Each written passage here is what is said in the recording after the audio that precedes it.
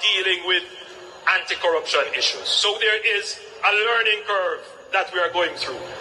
What is important is that the government supports the development of the institution so it can accelerate very quickly on that learning curve and provide the resources so that they can move very quickly on the learning curve, and that the government does not intervene or interfere. And that message goes to the opposition as well. Leave the anti-corruption and policing agencies to do their jobs. I don't want you come to me with that foolishness, you know. You elect a prime minister, and is a prime minister run the country. It is time we learn to hold our leaders accountable for their actions and stop making excuses for them. Stop making excuses. Otherwise, go elect the people who really run in the country. And I don't want the right start that stupid argument. Hold the people you elect accountable and stop making excuses for them. Hello, welcome. Happy Tuesday. Happy Tuesday to everyone. Happy Tuesday to our silent supporters. Happy Tuesday to those in television land. Happy Tuesday to everyone in the chat. Guys, I can't stop smiling. I am just so excited after today's budget presentation. I'm telling you, it was a masterpiece. And before we get into the program, let me just say this to Mark Golding. Mark Golding, you delivered a masterpiece budget today that is geared at improving the lives of grassroots Jamaicans.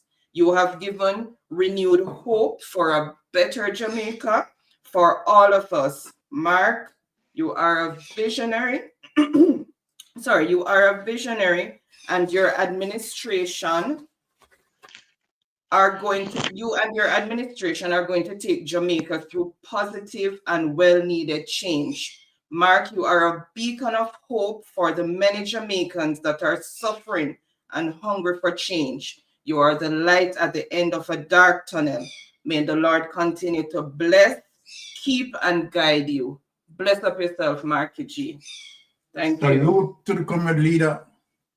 All right, so guys, remember when you come in, thumbs up the live, share us out if you can, and if you're new to the channel, please show us some support by subscribing. That will be greatly appreciated. All right, so let me just go ahead and welcome those in the chat. Leggy's Catering, Truck Life, Don Mel, Patel Cruikshank, Rennie Swaby, Doris McCoy, Anthony R, Uriel Dharma, Yvonne Johnson, One Indian, Bloomy Coleman, Jeanette Letts, Merlin Mulioson, Rosa, Noreen McLean, Barbara Giwa, Beverly, Keisha Richards, Jeffrey Worrell, Born Again, Oh Lord, Danette Harriet, Michibu, and the chat is plentiful. Big up on yourself. Thank you so much for tuning in. I can't go through everybody tonight. And tonight's topic is Mark Golding Masterpiece Budget Presentation and Conspiracy to Defraud.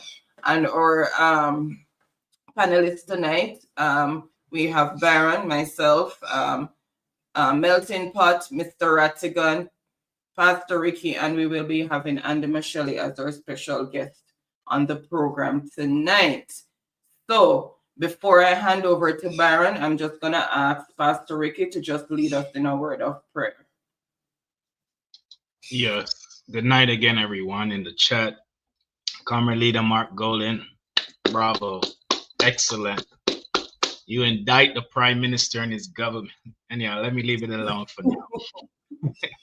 Father, we thank you for this privilege one more time, this opportunity, as we, your people, are gathered in your name, in your presence, for such another historic night on Mystic Sensation.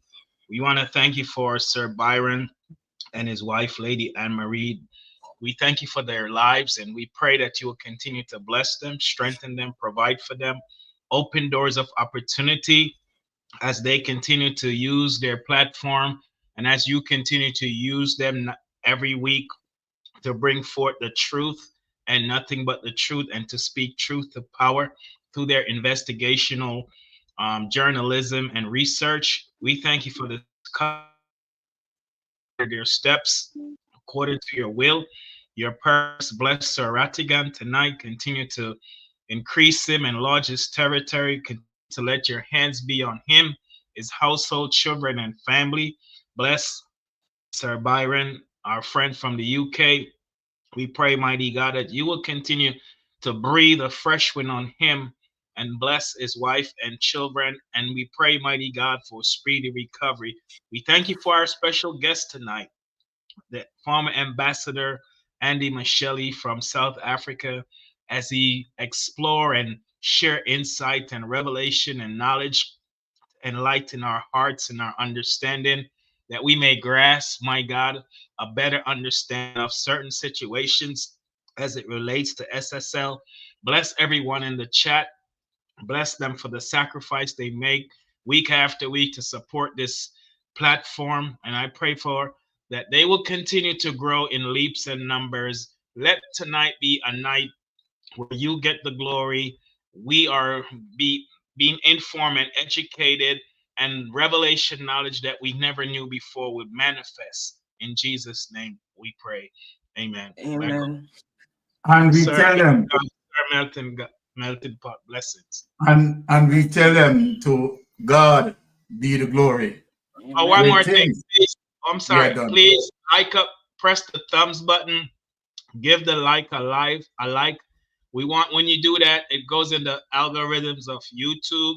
It gets scored, and the higher the score is, when you turn on YouTube, then it pop up in the feed automatically. You don't have to search, because this platform is very informative, very educational.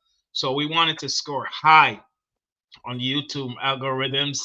And moderators, anyone type any negative comment, you have the authority to block them and eliminate them. Let them go outside and listen to the live. I'm sorry. Back over to you.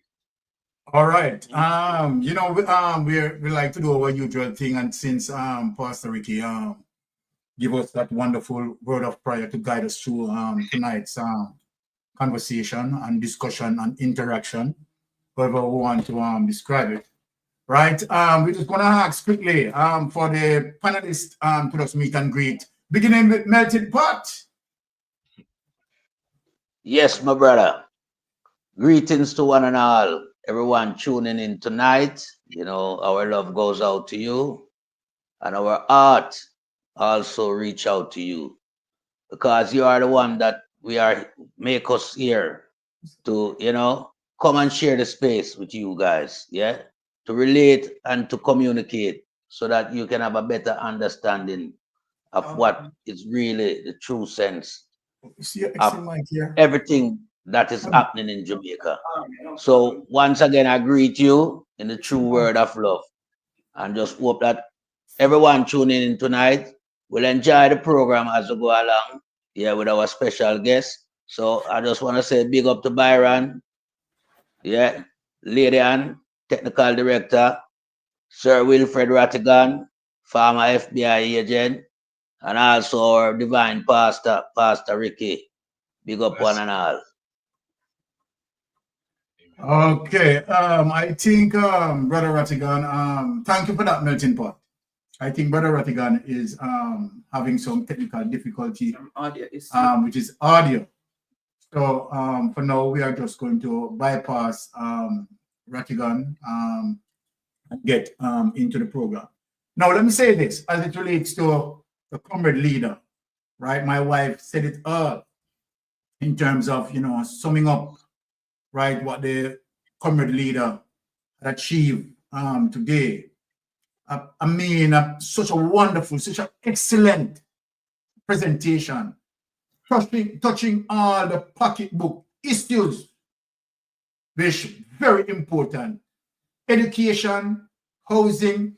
But before, I'm just going to get into a little of it, right, and just give the panel, right, each person 3 minutes, right, to, you know, describe, right, as it relates to what happened today, right. And since, right, Jamaica is here, let me just have Jamaica meet and greet his people before we get into the program. Jamaica, go ahead.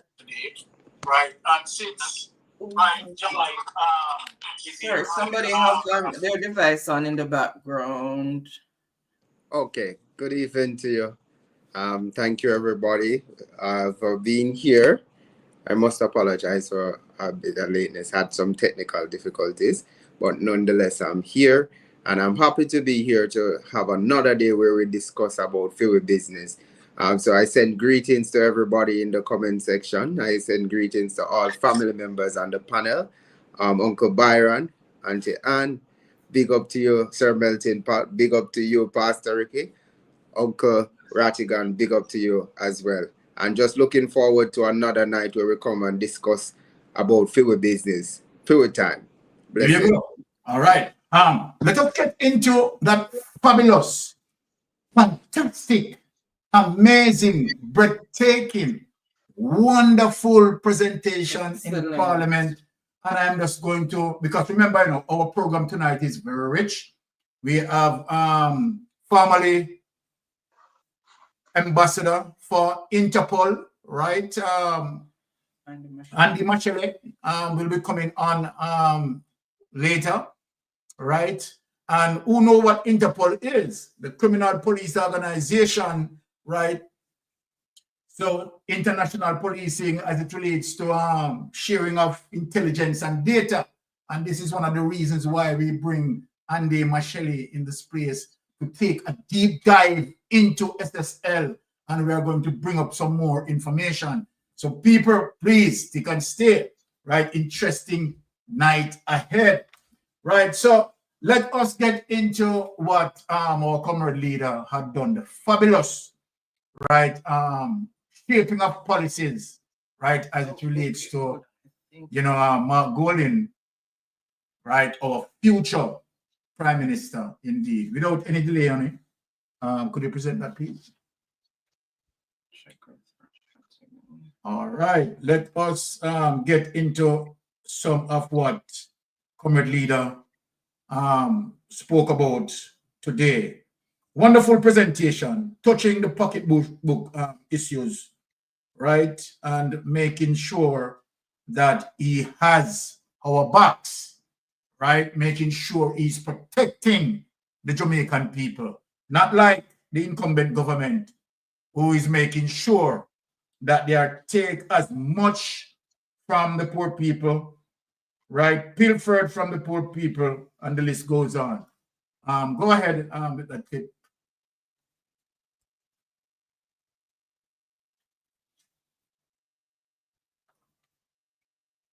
All right.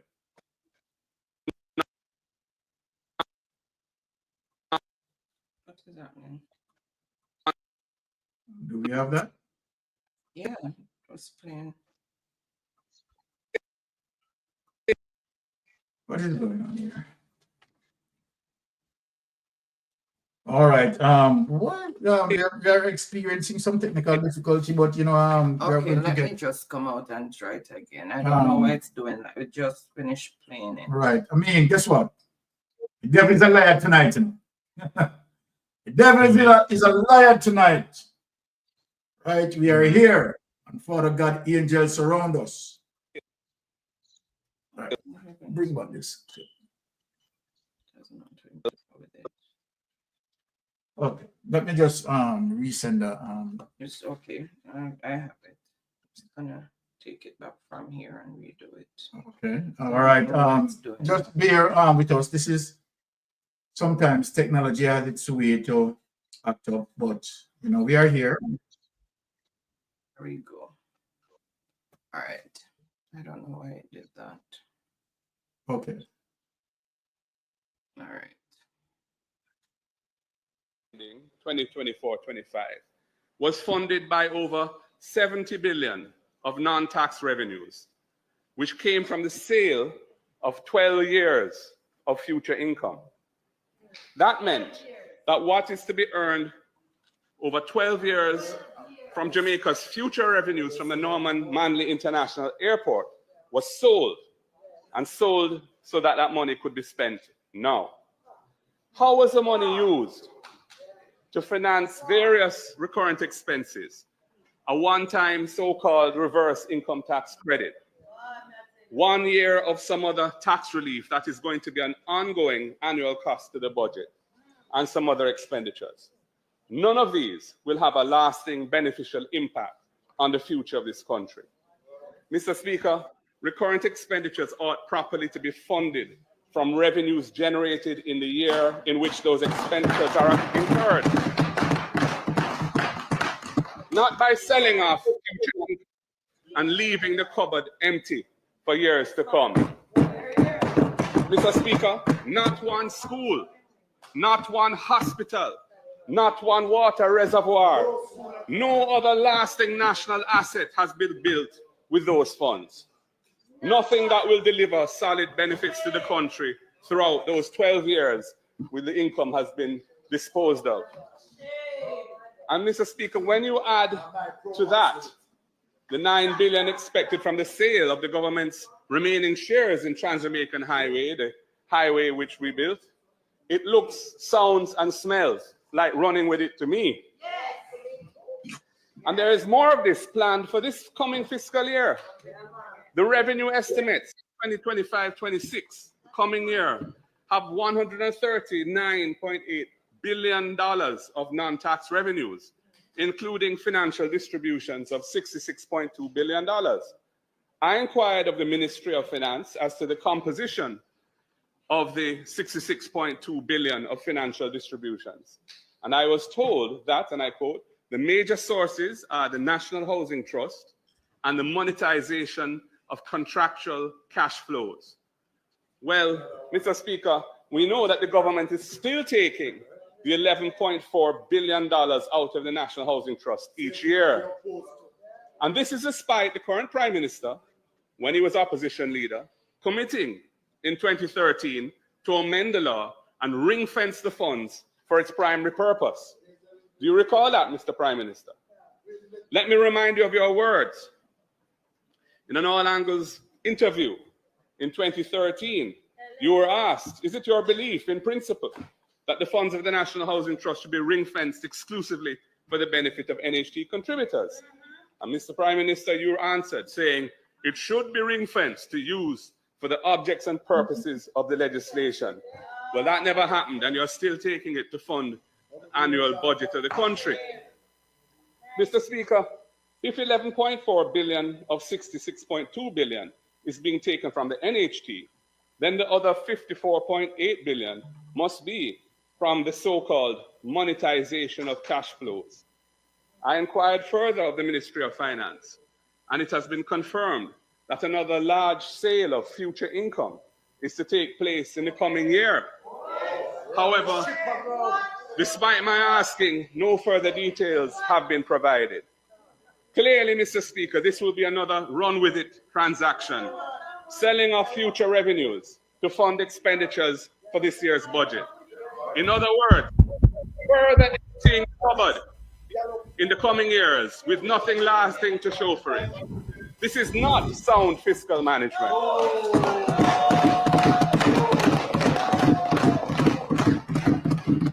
To the contrary, it is playing fast and loose with the future of the country.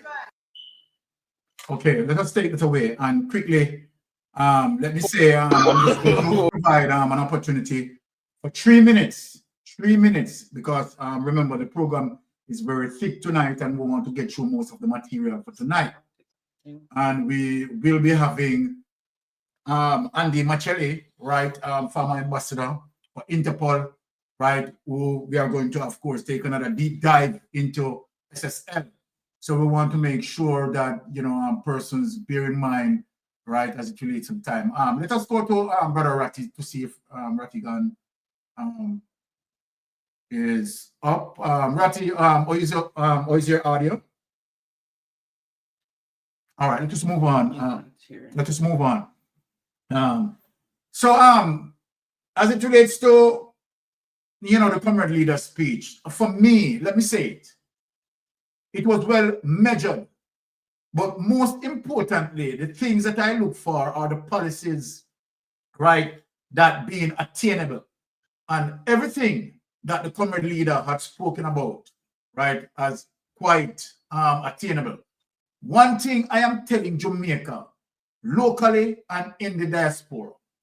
Why Byron says that, okay, most of the policies that Mark Golding spoke about attainable. There is no politician, no other politician in the history of Jamaica. So let me just build that awareness. There is no politician in the history of Jamaica that has, crafted legislation, right? Crafted policies, right? And all of that. Mark Golding is the only politician who had crafted most legislation, right? Most policies, put them in law. There is no other politician does that. So I know with a confidence, right, that Jamaica giving Mark Golding the opportunity as it relates to giving Mark Golding, the People's National Party, a convincing win, right? And remember that you have to bear in mind as it relates to the 2/3 majority in the House of Parliament, the 2/3 majority in the House of Senate. So that, of course, right, Mark Golding, the People's National Party, can make policies to make Jamaica a better place. The housing plans, wonderful to me, right? Education, wonderful to me. And to be honest, Mark Golding utterances today, I don't know why. I was just mesmerized. Seems like I was just listening to Michael Manley. I am not, I don't want to sound like I am just giving Mark Golding extra boots. But to be honest, people, to be honest, Mark Golding showed the care. And the reason why we are confident in Mark Golding, because guess what? Mark Golding is just simply not carbon copy, right? Natural DNA. Let me speak to the people. Natural DNA of doing good deeds. Why Byron is saying that? If you look at Mark Golding's father and the things that he had achieved, the love and care that he had given to us, Mark Golding is a chip off the block. The second time around, we are seeing, right, where you have father and son, right, carry on the message of goodwill. It was a breathtaking for me today. I feel goosebumps all over as it relates to Mark Golding. And I can see, and I realize the careless behavior of Christopher Tufton, right, laughing. And I found it amazing, right, to know that people are suffering as it relates to the health situation, the health crisis in Jamaica. And Christopher Tufton was laughing. The carelessness of these people, right? And so then, we are so anticipating for Mark Golding to be in government. To the fact that we have plenty of things to go through, let me just stop it right there and go to Melting Pot. What say you? Remember, we have 3 minutes, but you stay in 3 minutes and close it. All right. Go ahead, Melting Pot. Well, today was a day of, glorious momentum for the Jamaican citizens. Not just in Jamaica, but even in the diaspora.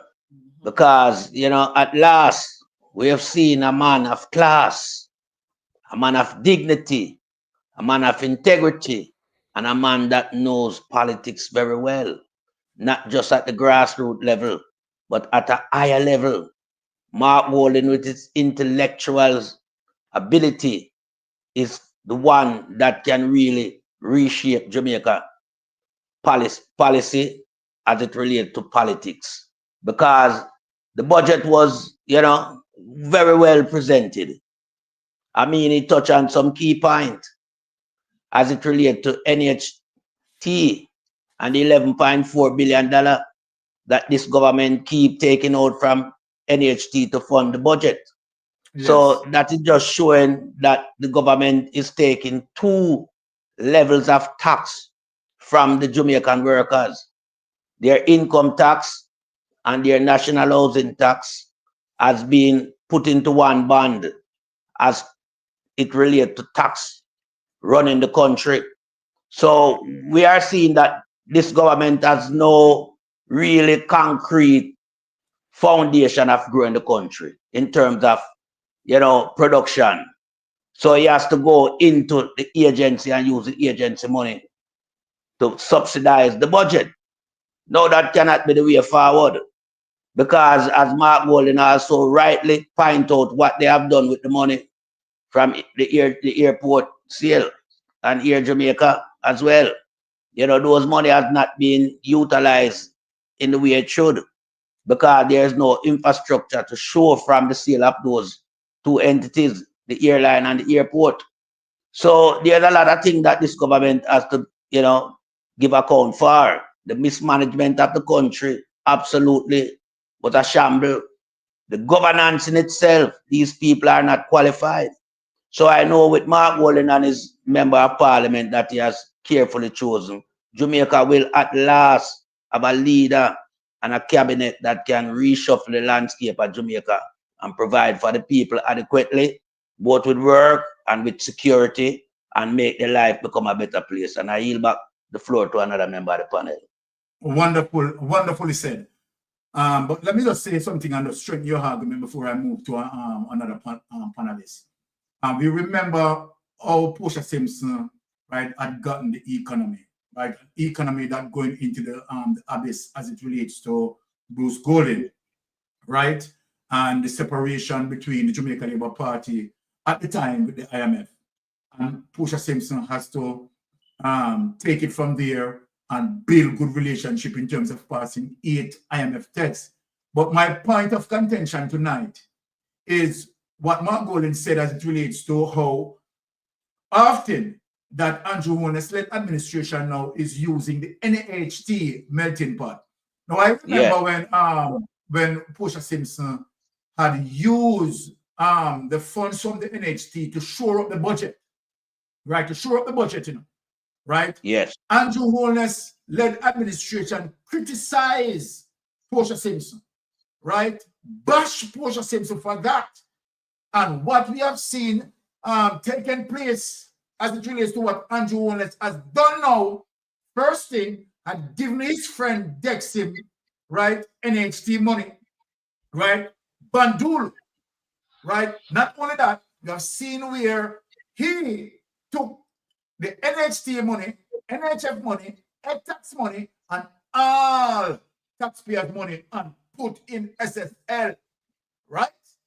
Put in SSL, and I want to speak this loud and clear because the Auditor General need to come out, right, and tell us if taxpayers' money, if we did get back our taxpayers' money that put in SSL, and I'm talking specifically to the NHT funds contribution, the NHF, right, ed tax, right, but tonight we are going to jog along. I'm not going to waste any time because we have a lot of material. Let Jamaics come into the space, right? What say you as it relates to the wonderful presentation that you have seen? I mean, more than a medicine, very full. Awesome. Go ahead. Thank you. You know, I was here today with my book, you know, from every step of the way. I was there. Because I feel with business and trust and believe, man, the man has delivered. Yes. Yeah. As I think Dolphy in the comment section had said that Mark Golding gave us hope. Yeah, he did. And I tell you, I'm a detailed person. I like to see the information. I've been to one conference, and that is last year, September. As I said, new to anything about politics, never voted, but you know, I'm sure I'm ready. I'm out here talking, but on the election day, my finger will be doing the talking, and I'm asking other Jamaicans to do just the same.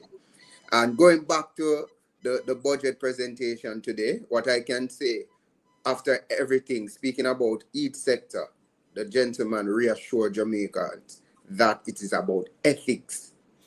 Ethics is the major thing. No matter what you want to do, make sure that it is transparent and make sure that you can be held accountable for it. Marcus Garvey said, a people without a knowledge of their past history and heritage is like a tree without root. The gentleman has been consistent about Bob Marley becoming a national hero. He has echoed again about Miss Lou becoming a national hero. And it is time for us to recognize our local language, patois, Fiwi language, where we chat. And the man has been very consistent about that. And every plan that the man put forward, again, I had my highlighter, my pen out, my pencil out, and I had everything. And you can follow each step. That is transparency. This is the type of leadership that we want in Jamaica. It was just so refreshing. And I am happy that I live to see a Jamaica where we're making a transformation based on the presentation of the mindset of a leader. Again, what you spoke about earlier, Uncle Byron, I was equally upset about Mr. Tufton's reaction. And Yes. Mr. Golding was all right saying that a big gimmicks them about and laughing Yes. while the people in the healthcare system are in dire need. Exactly. And I'm telling you, man, it was just enjoyable to watch. And I'm happy that a lot of Jamaicans are happy with me just the same with the presentation. And we look forward to the leadership of Jamaica under the People's National Party. I'll yield for now. Well said. And let me strengthen Jamaica as it relates to reassuring Jamaica that it is just not only talk, right? Mark Golding is going to deliver. Let me show you the points to prove as it relates to Mark Golding is going to deliver. Mark Golding is a man of transparency. Mark Golding is a man of accountability. And most of all, Mark Golding is a man of honesty. Why did Mystic Sensation say that? Let me give you the examples in terms of, you understand, to assure Jamaican people that this, his will and God's will is going to be done. Now, Mark Golding realized that checks and balance needed. What did Mark Golding have done? Mark Golding fought tooth and nail, right, to craft the Integrity Commission Act 2017, right, to strengthen accountability, to strengthen checks and balance, because Mark Golding know that it is needed. Government need to be accounted for towards the people. It is the people who elect them, and the people are to be respected. Mark Golding, a visionary, right, as I said, helped to craft the Integrity Commission Act 2017. Not only that, Mark Golding did not stop there. Mark Golding said more need to be done. What did he do? Mark Golding goes to the extension of crafting an impeachment act, an impeachment bill. And what did Andrew Holness-led government done? Stop it. Because Andrew Holness-led government believe that they should be in power, manipulate, suppress, and oppress our Jamaican people, and government are not to be held accountable. We have seen another fish kill. Let me say this. We have seen another fish kill. Just imagine the Prime Minister of 19 agencies under his portfolio. NEPA is one of them. And so many times his friends, his come along, his partner in crime, right, committing these atrocities against the environment, atrocities against the people. And what did he do? What did he do? Let them off free. We have seen the example with Dalrymple, a criminal that Andrew Holness is saying that this criminal fit to represent Jamaica. So when we look at all these things that Andrew Holness is doing to us, right? Time come, we need change. Now, Pastor Ricky, please take on the bottom. Yeah, big up yourself, comrade leader Mark Golding. Well done. I gave you on a score of 1 to 10, a scale of 1 to 10. You got a 10, a perfect 10. I was glad when comrade leader Mark Golding rise to his feet. I can see the spirit of Well, on the Pastor Ricky, well, on the Pastor Ricky, well, on the Pastor Ricky, because when we score him, we give him 11 out of 10. Okay. Well, you break the Richter scale. Because it goes up to 10. But that's okay, because you have to break the glass ceiling some way, somehow. Yeah. When he rose to his feet, you know, you can see that the presence of the Lord was all over him. For the first time in my life, I've never seen this criminal prime minister being subdued, that he couldn't utter a single word and scream and yell. I mean, he was so humbled by the spirit of righteousness and the spirit of godliness, you know, speaking with power and authority, that the devil in him had to just sit and hold him space. So big up yourself, current leader Mark Golden, because if God be for you, who can be against you? Amen. Now, you know, selling the 12 years receivable from the Norman Manley Airport, you know, future revenues that they collected is sad. It is so sad to give a $20,000 reverse tax to those who work. I agree people should get tax return because we get that in America, but you shouldn't sell the assets of Jamaica that brings revenue to the country to help sustain the economy. The highway, they are collecting revenues from that. They sold revenues to get revenues from that, and they sold the Norman Manley Airport and got revenues for 12 years from that. So there is no more future revenue that's going to generate from the highway and the airport, Norman Manley Airport, to help, fund programs and implement projects to help the people of Jamaica. And this is so sad, and it shows the incompetence of a prime minister who does not understand how to manage an economy. He doesn't know anything about budgets. And so, maybe he should have sat with Nigel Clark and learned some things. But it's sad that both of them messed up the economy. And Comrade Leader Mark Golden touched on the recession and showed that the economy was in a deceleration, that the first 10 months of 2024 showed that the economy was in a deceleration. Comrade Mark Golden rolled out some robust proposals as it relates to, if you are if you are a home buyer, that he will delay the payment for, I believe, 3 months to give you enough time to help furnish your homes and, get some things in place before your first mortgage is due. That's a huge help to people who are, because we know home prices are so high and out of reach for the young people in Jamaica. He spoke on issues as it relates to agriculture for the farmers. He spoke on issue as it relates to the pensioners, the senior citizens.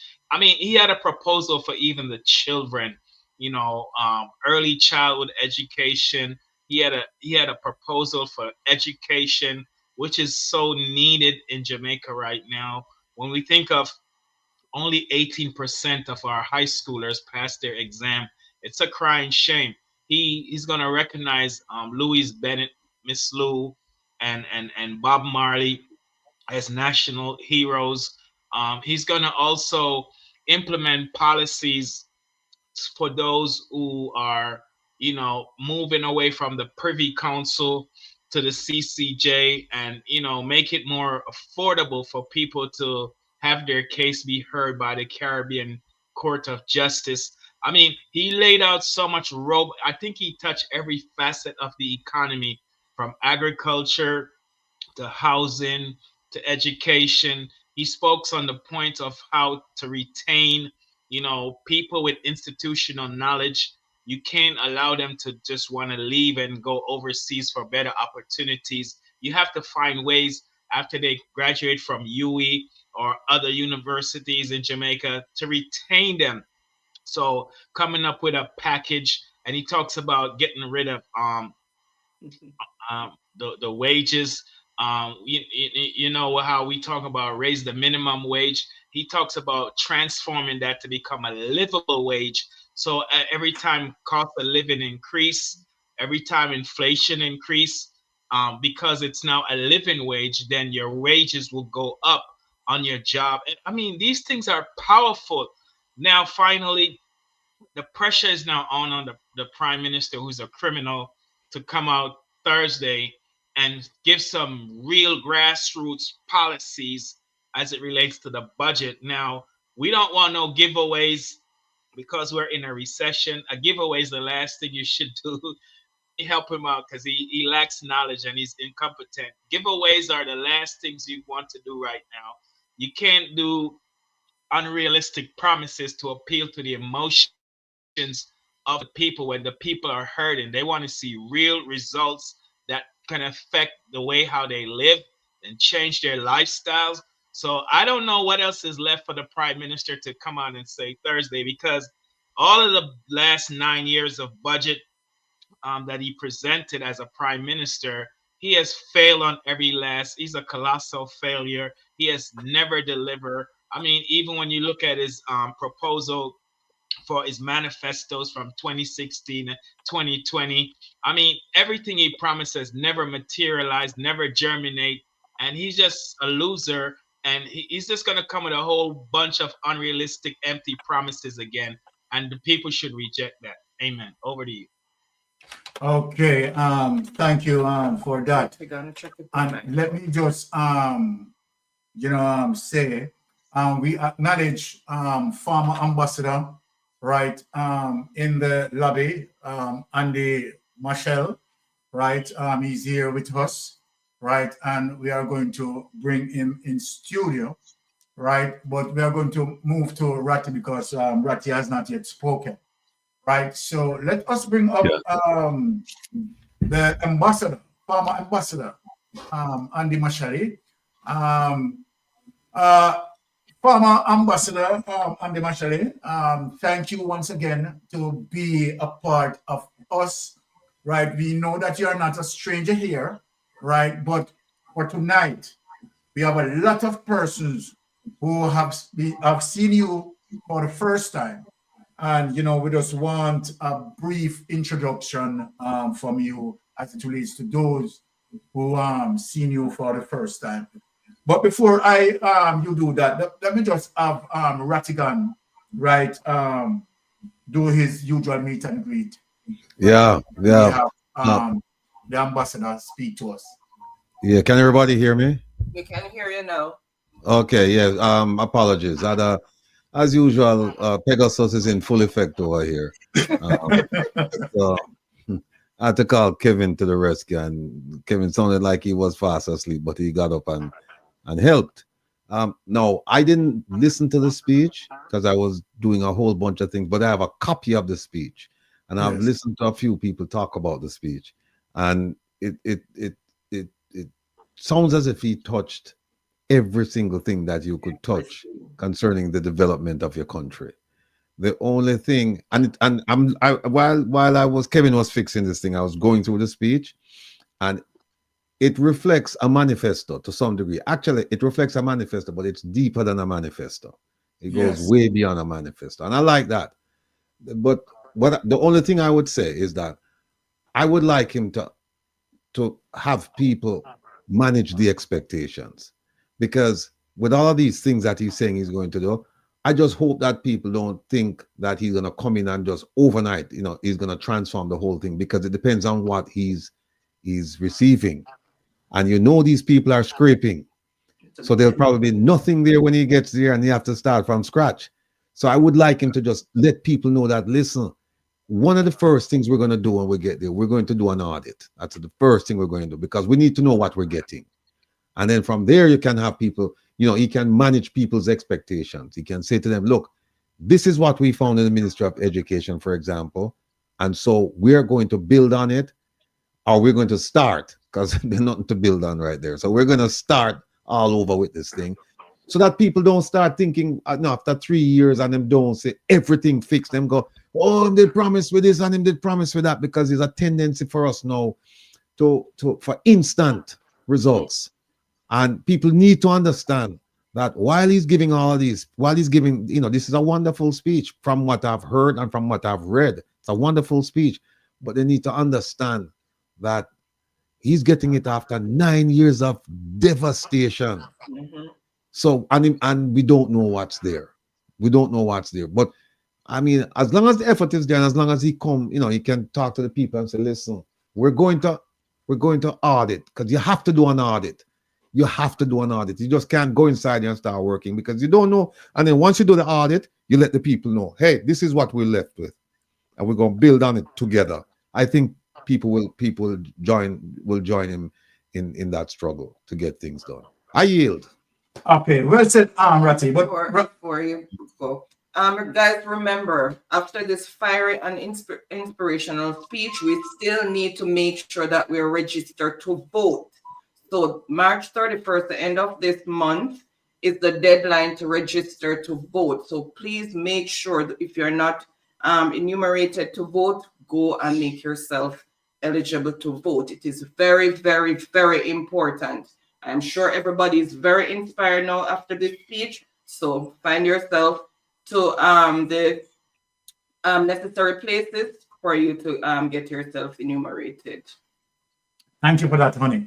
As it relates to what Rattigan said, as it relates to all entities that need to be audited, Ratty, I can assure you that Mark Golding had spoken, right, of that he's going to ensure that majority here has been audited.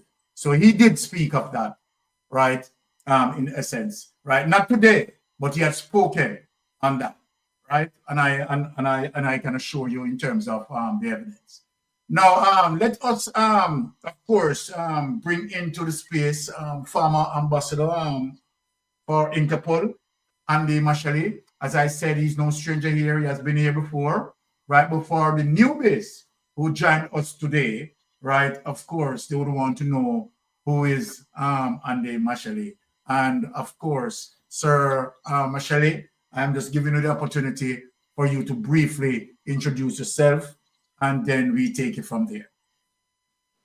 Go ahead, sir. Thank you, Mystic Sensation. Good morning to one and all. If this were to be a movie from my side, it would be titled The Prodigal Son is Back. All right. It's good to be on the show again.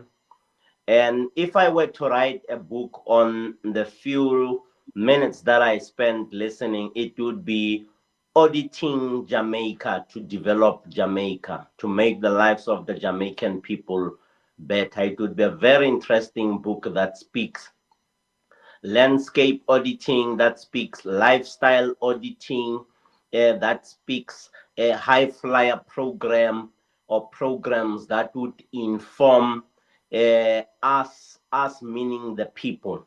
Remember, I am an energy. You are looking at a vessel that contains energy.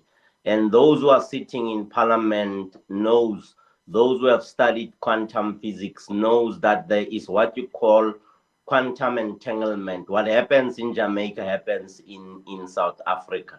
And what happens here at my home happens on your side. For an example, an old lady who brought me up during the difficult times of apartheid when I was hunted by the security branch passed on last week, Wednesday, and her son stayed with my mom.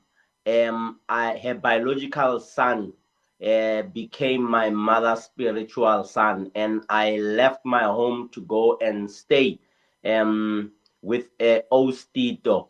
Yesterday she would have turned 80, so it's a heavenly birthday for her. I had a response that says, "I'm sorry. I was just trying to prove quantum entanglement, that we are related. The pain that I am experiencing as organizing the funeral, there's no one else. There are about 4 girls who are remaining behind. So I'm like the big brother who must see to it that the funeral is up to scratch, everything is okay. You know, you Africans who like to eat after funeral. So I just organized a female or a she cow yesterday for one and all to be there so that they can eat, cry, and be fed and live for their respective places. Also, one of my best teachers who taught me to do public speaking passed on last week, Saturday. It's about 2:40 something, 2:45 here in the morning. At 6 a.m., I'll be getting into my car, going to my job will at as the advisor of the Premier of Gauteng, the Governor of Gauteng. We are preparing for the launch of that biennial report on the state of ethics and corruption in Gauteng. Like I said, Gauteng is like a state in the US. So I'm advising the governor of the state, and we are preparing to release the report of all those in various departments. Department of Health, that has really got me hot under the collar. And the reason why it gets me hot under the collar, or it got me hot under the collar, that old lady was picked up at 8 p.m. She was left there by the casualty, by the reception of the hospital. She was not attended to. She was struggling with breathing. They couldn't help that old lady from 8 p.m. until 1:45 a.m. when she passed on. And to put salt to the wound, I sit on the Gauteng Ethics and Anti-Corruption Advisory Council with the minister, the provincial minister. We call them MECs, the MEC of Health. I got so a little bit touched because I would have done a difference if I had known that she was taken to hospital. So long story short, we are all related, and it's good to be back with you. I am Ndima Shaile, a retired Interpol ambassador. I am an advisor to the governor of Gauteng. I am a security strategist by training and profession. I was born and bred in Gauteng, one of the 9 provinces, or one of the 9 states in South Africa. I am a descendant of an old man who was a security guard, who got beaten badly by white people for going through a white town many years ago in 1948, when this system of apartheid was introduced, when the system that says white people are better than all of us on the show. In 1952, he passed on sadly. In 1959, my grandmother was kicked out of the house, and she was doing the wandering about until she passed on in 1984. My dad passed in 1978, and as soon as I got wise, I started reading big books, and I became an activist, and I joined one of your greatest movements, resistance movements on earth, whether you want to call it the 112-year, 113-year-old movement called the African National Congress, which has really made a lot of people angry, including myself, by not expropriating land as early as 30 years ago when they came into power. And you have seen, with all due respect, Mr. Mickey Mouse, Donald Trump, doing all sorts of things, saying all sorts of things, banning, cutting the so-called aid to South Africa. And one of those things that pushes some of us to be involved in the development of our people is a personal experience. I was arrested in 1984, detained because I spoke against the apartheid, whites-only satanic regime. That said to me, I'm not worth it. I can think, I can do all things like all of us here for our people and our communities. And you can think and you can do all things necessary and relevant for the development of the people of Jamaica. Here, and some of us joined the struggle with the people of Jamaica many years ago. Like, you know, I grew up to the beat of Peter Tosh. That's why I'm a stepping razor. Yeah, don't you touch my side. I'm dangerous. Yeah. And I grew up listening to the beat of Bob Marley and people like Bunny Wailer. And I can tell you all streets in this small little township where I am, because I've been running, organizing the funeral. So I slept at my mom's place now. Know who Peter Tosh, know where Jamaica is.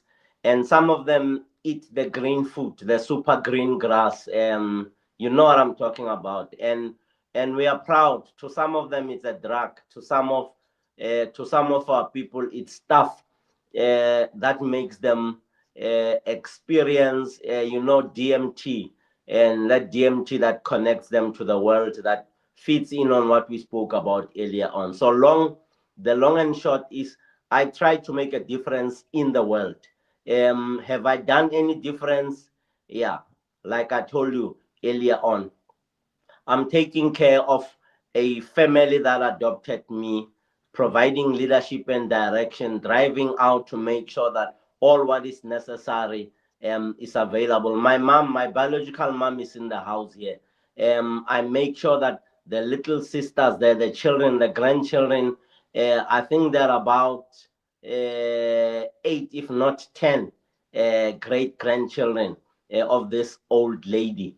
So long story short, she was taking care of those kids from her social grant. A social grant would be what you call your social security grant. So that responsibility falls on me and all of you are seated there to make sure that little Africans become better Africans. So long story short, refer to me as ND if you wish. Ambassador titles have never made anyone better.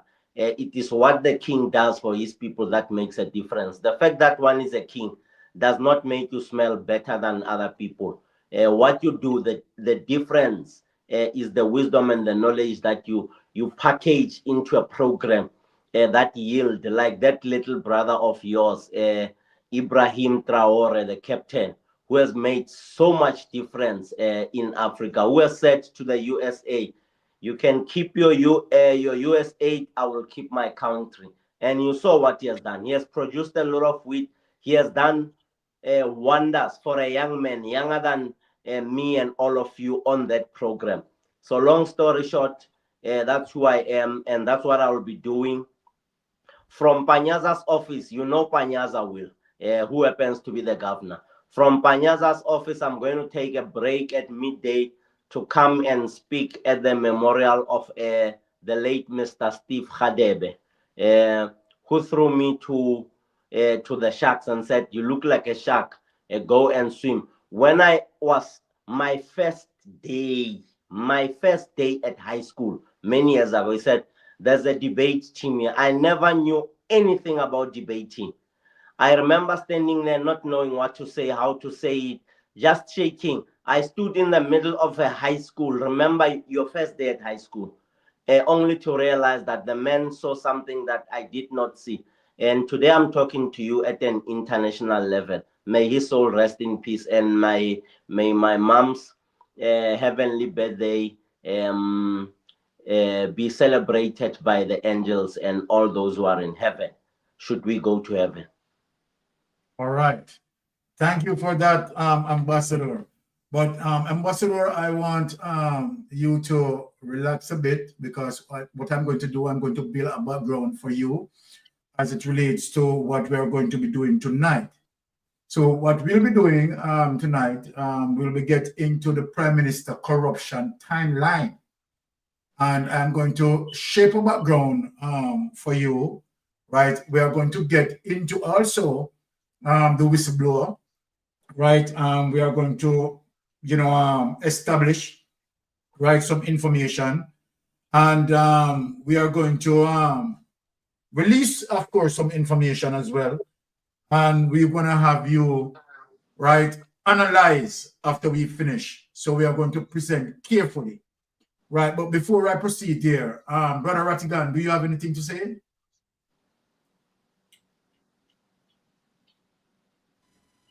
No, sir. I'll just sit back and relax and listen. All right, so I just want the panel, right, to relax and let me present the case in terms of Andrew Holness corruption timeline between the period 2006 to 2021, right? So what I'm going to shape for the Jamaican people locally and in the diaspora, and I'm glad that the ambassador is here, right? As it relates to Andrew Holness commencing of corruption 2006 when he was in the Ministry of Education up to 2009, and where in 2008 he shaped and established ADMAT, and where ADMAT transformed into SSL, right? And we have seen, as it relates to the repercussion of that, we have seen the damage of that. So we are going to get into the nitty-gritty tonight. But before we get in there, let us go through some clips quickly, right? Let us bring up Dr. Thompson. Dr. Thompson, right, who is speak, right, truthfully as it relates to Andrew Holness administration. And I want people to listen to Dr. Thompson. And when you have a doctor who came out and have to be speaking on this as it relates to the government, it's really bad. It sends a bad message, right? Jamaica at this time, internationally, people are looking down on us as it relates to the level of corruption. And I said to Andrew Holness and his administration, in spite of all what he wants to shape and what he wants to say, Andrew Holness' level of corruption caused Jamaica an economic crisis today. And we are going to discuss that. So without any delay, let us bring up Dr. Thompson and hear what Dr. Thompson has to say. All right. People, I want you to listen keenly as we go through. In fact, none of us is. But there are some things which we should reasonably and readily expect of our leaders. And those things include being truthful, being honorable, living and leading in ways that are exemplary, obeying the law, following the Constitution, complying with the canons of the offices they hold, and setting a standard for the rest of us to follow. I am convinced, and I have no difficulty making this clear, that our Prime Minister Andrew Holness has repeatedly demonstrated that he is a poor example of transparency, of integrity, of truthfulness, of honor, of obeying the law, and of abiding by the Constitution. This country must decide whether it will honor the conduct of such a person by re-electing him to office. On the other hand, I am convinced that Peter Bunting and Peter Phillips have displayed a level of commitment to truthfulness and honor, compliance with the law, leading by example, and setting standards that others can emulate, with standards I urge the Prime Minister to adopt. I am Canute Thompson, and I stand by these views, and I challenge anyone to show me where either Peter Bunting or Peter Phillips has broken the law, acted dishonestly or dishonorably, lied to the people of the country, or misled the Parliament. I challenge you to show me where either Peter Bunting or Peter Phillips has been hauled before the court and have had judgments made against them for violating the law and the Constitution. At some point, my friends, we must decide on the kind of leadership we want. At some point, my friends, we must place honor above popularity, we must place performance above PR, and we must do for Jamaica what we'll be proud that we have left for our children. I urge you, as you consider the next couple of days, to consider what is best for Jamaica. Now, take it away, honey, right? And I am guiding the panel tonight in terms of the information that we are providing. And I'm telling Jamaica to listen to every single one of the presentations. And I want Jamaica to appeal to themselves as it relates to an introspection.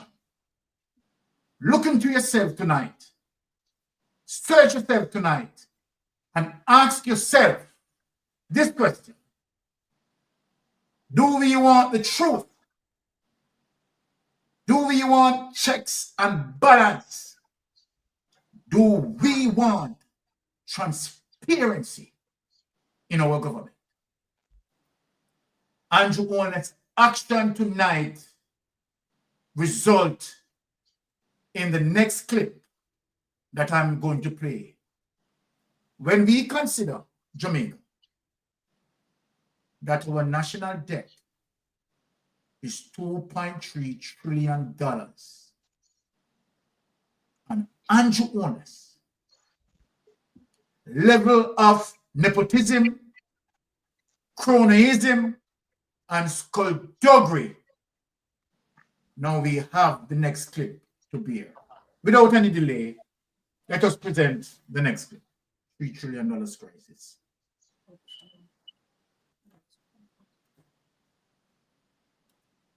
Let us present this. And I want for Ambassador Mashele, right? Because I know that the ambassador is going to make his point, right? And tonight we have him in the space, right, to offer solution to us as well. Now here we have $3 trillion crisis. JAMP review raises concern over massive total in unaccounted for government spending. A review of the Auditor General annual report for 16 government entities, including ministries, by a governance watchdog body has revealed a staggering $3 trillion in spending that has been unaccounted for over a 6 to 11 years period, and where that comprise most of the 9 years of Andrew Holness. Jeannette Calder, Executive Director and founder of the Jamaica Accountability Meter Portal, has described the finding as an accountability crisis, indicating that the serial offenders are topped by the Ministry of Education, Youth and Information, Ministry of Health and Wellness, and the Ministry of Labor and Social Security. The three ministries largely have a social mandate centered around vulnerable populations whose needs are vast. Let me say this to our Jamaican people, that a country who doesn't seek education forward is a country that is going to stifle. A country who molds its people, to educate its people, who believe in democratic socialism as it relates to Michael Manley, moving the barriers. And so then Michael Manley had made education, tertiary level education, free to educate the populace. We have seen issues as it relates to the Jamaica Labour Party administration from 1954 until we speak, damaging our education system, robbing from our babes and suckling. I'm glad tonight that Andy Mashele is in our company. I'm glad tonight to be discussing this topic. Now let us take this away as we go through, right, what we are going to discuss tonight. My wife, in the next clip I'm getting into, right, is the Finance Minister, Dr. Nigel Clarke, comments on mega fraud at SSL. Tonight we are going to break the barriers. And let me say this before I get into SSL. let me see the people on it. I want to speak to the people loud and clear. And I want to say something here before I even proceed any further. Let me tell both, right? And not because I'm speaking about both, but I am going to pass on an information tonight as it relates to evidence that we have collected and evidence that we have. And as I said, we have several elderly people who've been robbed in SSL. So all the shenanigans that going around, and let me call the name because we have the evidence. Mark Crosskerry. Mark Crosskerry. And I'm telling Andrew Holness this, I am telling Darrell Vaz this, that Mark Crosskerry is the man that handles both transactions. Mark Crosskerry is the man that handles both transaction into SSL. We are coming out with that. Now, let us proceed in what we are going to proceed. Play the clip.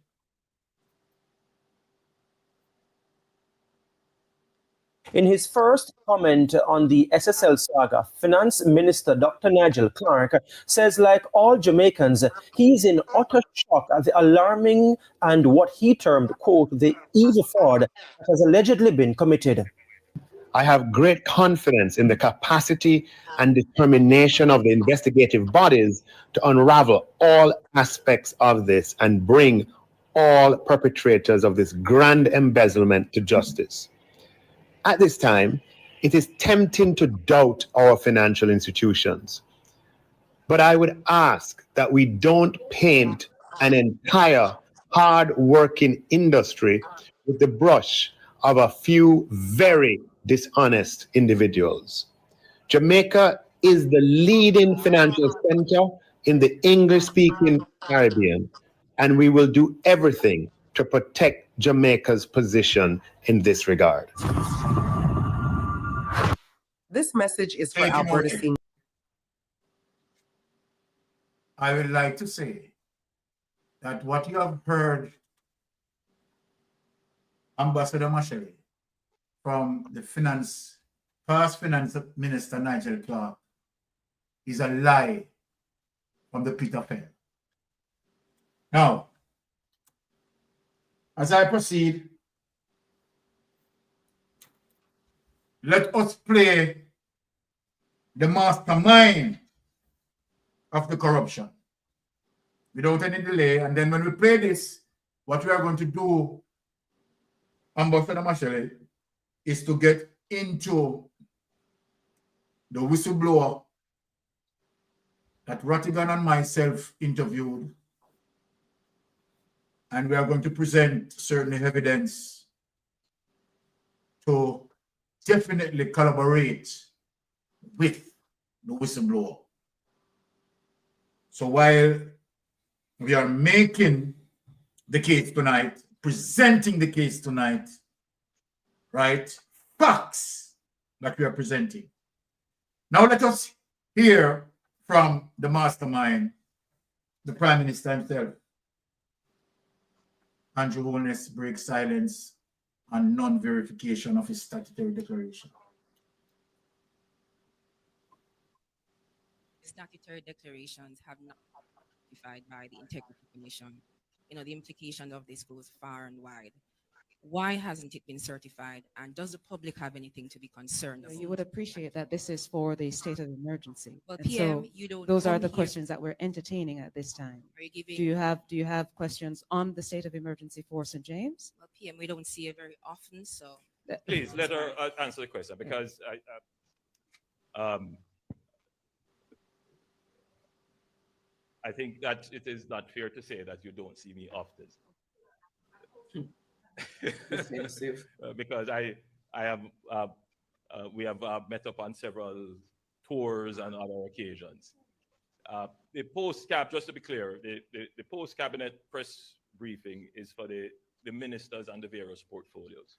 And I want to be clear that On all important matters, my government does provide the opportunity for information to be dispensed to the public and for our ministers to be questioned. And I'm very happy that the post-cabinet is being conducted routinely and consistently. As it relates to my integrity declarations, I too am concerned that they have not yet certified them. They have written to me asking various questions. I have provided answers, and they have written to me again, and I'm in the process of providing those answers. You will, however, appreciate that it does take some time, and particularly for me, to get 2 or 3 days to go through matters and provide answers. I simply have to be very frugal with my time. And I suspect the same for the Integrity Commission that have to go through several thousands of declarations. But I would expect that they would give some priority to my declarations. I do hope to be able to respond to them before the end of this week. So I'm hopeful that they will do their work and provide the nation with the necessary certification. To be clear, I have tried not to comment on the issue because I find myself in an invidious position in that I have to protect and defend most times the institutions of the country. So my silence should not be interpreted as not wanting to address it, but I do have another role, and that role is to protect and to defend the institutions, the laws that we have put in place. So I'm hopeful that in short order, this matter will be resolved. By the way, you should also know that it is quite routine that the Integrity Commission will write to persons over and over again. And there would be several persons whose statutory declarations are not certified because they are in this continuous process of asking questions and trying to make determinations. My situation, obviously, would be public, and therefore it would cause some concerns. And so I accept and I acknowledge that. But it would not have been the first time that the Integrity Commission would have taken a long time to resolve my matters. And I suspect that as Prime Minister, they would want to be very detailed in what they do. I would hope that there is no difference in my treatment than given to others. And I really do not, I would not want to think so.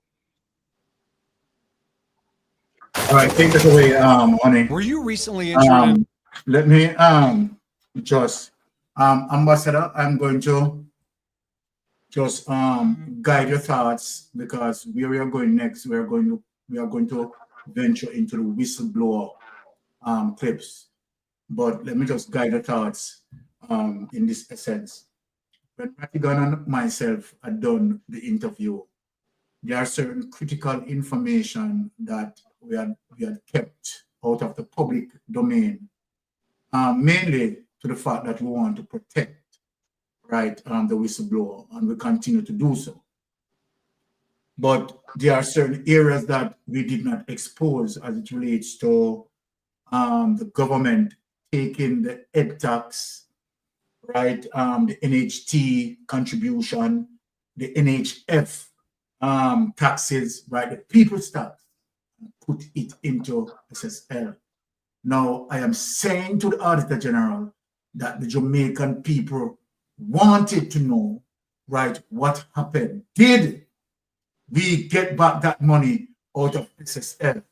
So there are certain areas that we did not expose to the public as it relates to our effort in protecting the whistleblower. I know you would have known certain things, and so then we try to protect that. So we never really delve deep, right, to establish that, because as it relates to, as we said, protecting the whistleblower. So having said that, I'm going to play the whistleblower clip, and I want you to listen keenly. And everything that the whistleblower, right, is going to state tonight, right, we research and have the evidence to support and know that the whistleblower, right, 100% legit with her information. So without any delay, I am going to play the whistleblower, right? And then, of course, we are going to have you dive into it, deep dive into it. Tonight is about also, as it relates to the evidence that we have, what can we do? How can we go about, right, in terms of holding the government accountable? And that is one of the reasons why, of course, Ambassador, we have you in the space tonight. So without any delay, let us bring up the whistleblower.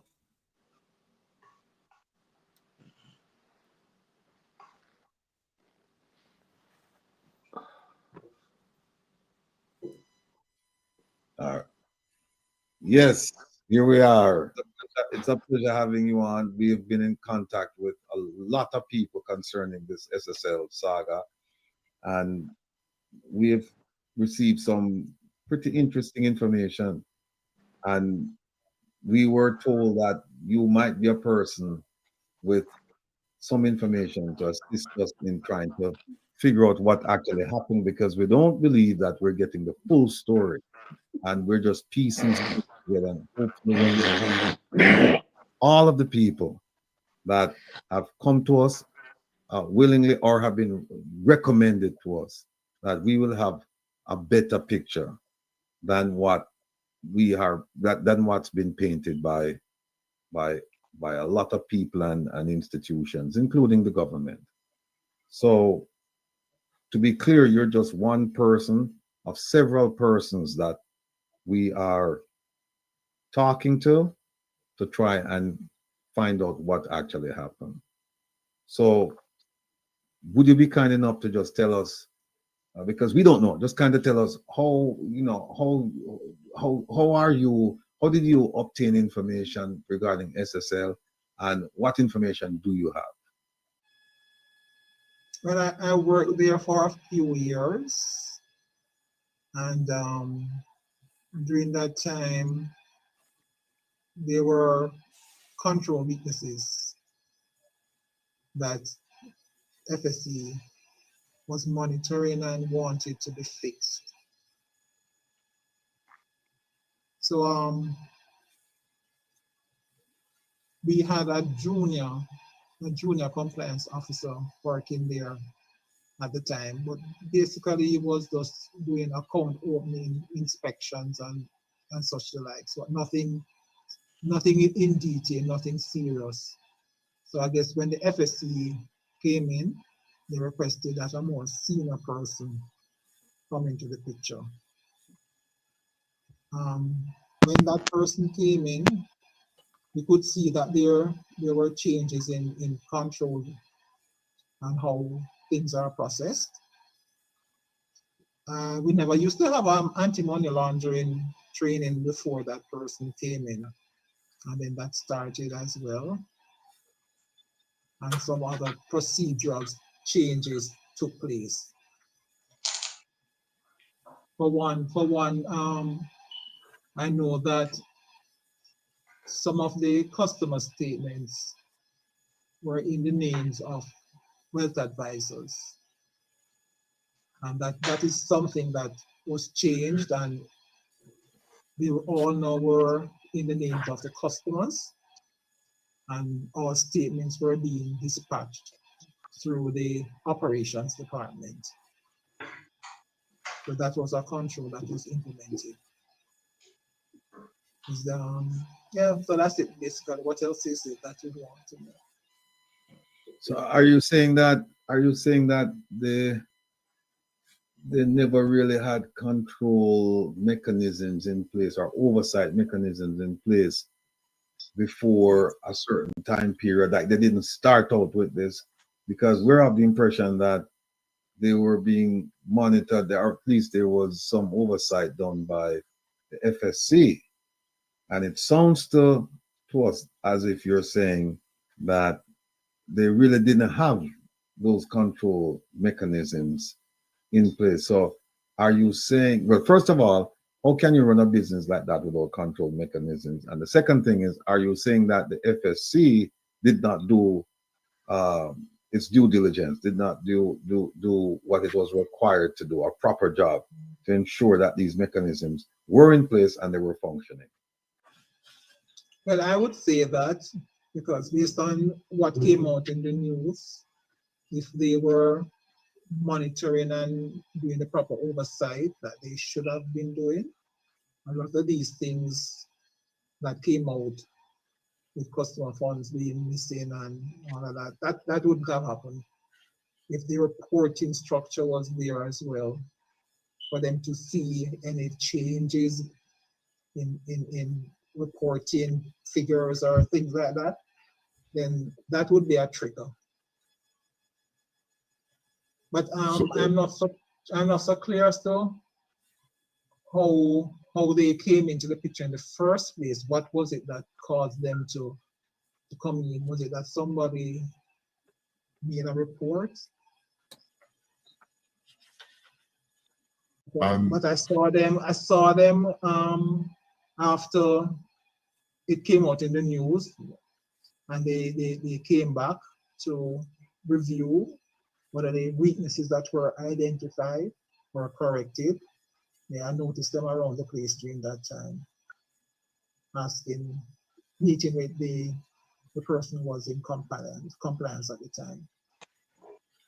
And based on what you have heard or your first-hand knowledge, just want to get your opinion on how was SSL run? Was it a smooth, well-oiled, functioning machine, or was it something that was like, I would say, a patty shop where you didn't have proper procedures and people were doing things that under normal circumstances would seem prohibited, almost criminal, to be honest with you? How would you describe the functioning of SSL? Well, what I observed was there was a close link between the owners, that would be the CEO and the chairman.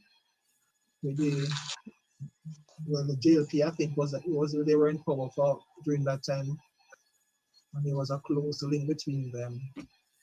And I overheard a conversation actually regarding a JLP account and some misappropriation of funds from that account by the person who should be the treasurer for that party.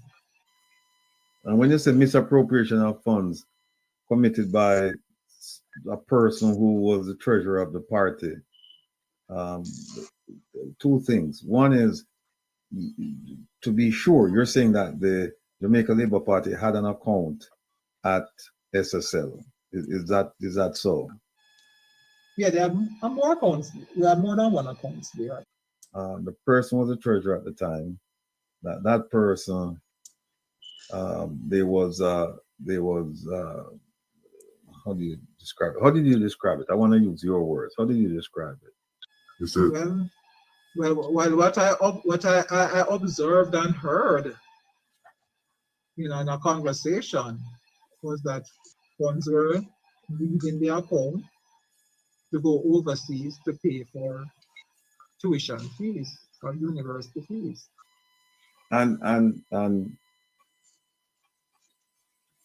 let me just ask you this question so that people listening to this broadcast, they can understand, because they don't know who you are. But based on what you're saying you have first and second and maybe third hand knowledge of what's going on. Now, regarding this credible knowledge. You have credible knowledge. I stand corrected. So are you saying then that the money that came out of the JLP account or accounts, it went for purposes other than party business? Right. And you're saying that it went to Did you say a school? Or what did you say? It was sent to a university, I believe. Mm-hmm. A university or a college. Mm-hmm. To do what? To pay tuition fees. Tuition. Okay, this is interesting.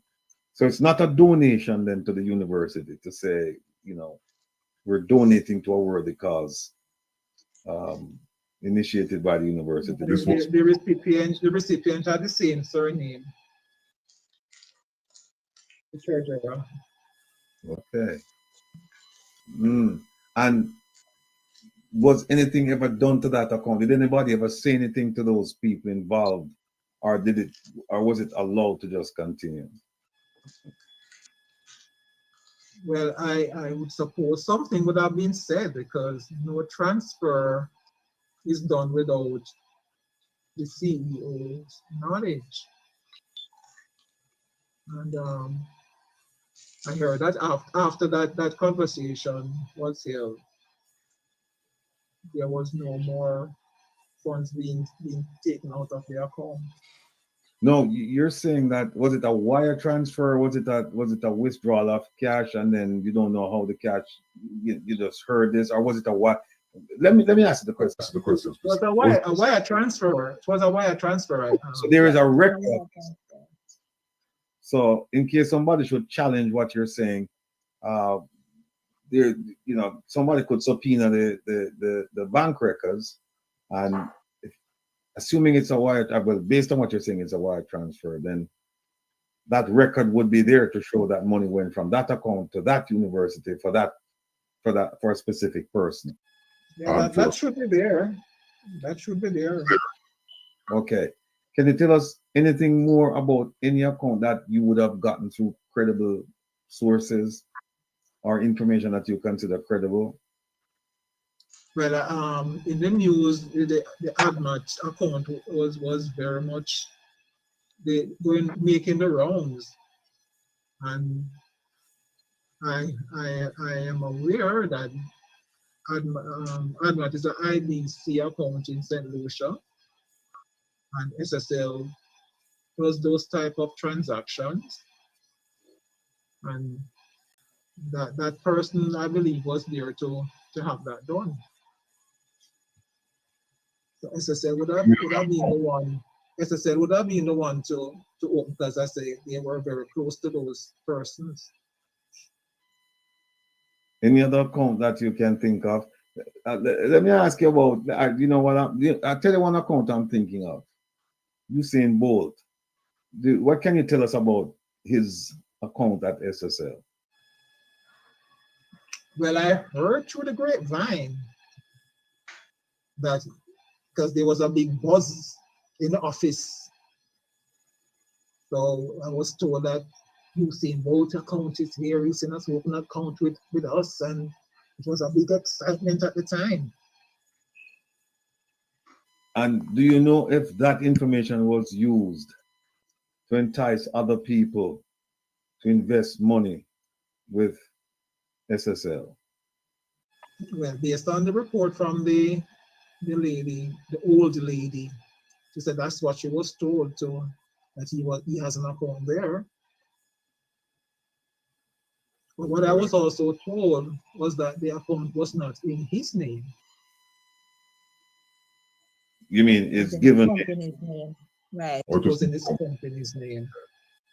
Those type of deals, Mark Pascal would be the front person for those types of deals. Okay. And who you mentioned a company in Barbados that picked up that purchased the shares. Who to the best of your knowledge was behind that company? I think that company is owned by Beachin. By whom? Beachin. Which is that the first name? He owns right. He's the owner. He owns MCB. Yes, Michael Beachin.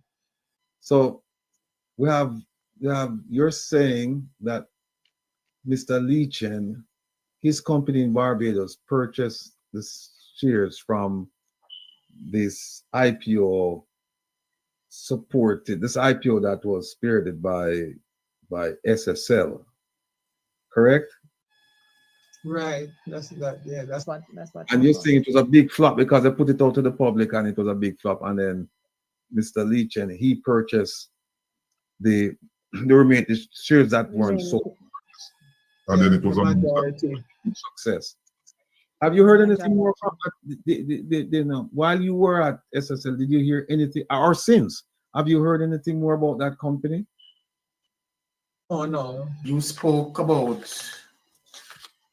JLP accounts, right? That you as it relates to your observation, right? Into SSL. Who were the person or persons monitoring these JLP accounts? But I guess Marcus would have, eyesight vision of these accounts because these were accounts held by people who he's very close to. So I guess he would have oversight of those accounts. Okay. Let me speak about based on certain information that we are getting. Do you know of Darrell Vaz who has account in SSL? Yes, he had personal accounts here too. Okay. And you speak of certain transfers that went to him. Went not to him, but to a person related to him. And who is that person? I believe is his daughter. Okay, so transfers were done to benefit his daughter. That is what you're saying. Yeah, so I understand. Yeah. Okay. Now, I want you to speak as it relates to, the authorization of transfers, right? Before a transfer can be done, how many signatures would require to complete that transfer? I'm not involved in the accounting aspect, but usually 2 persons would be required to approve a transfer. Okay, and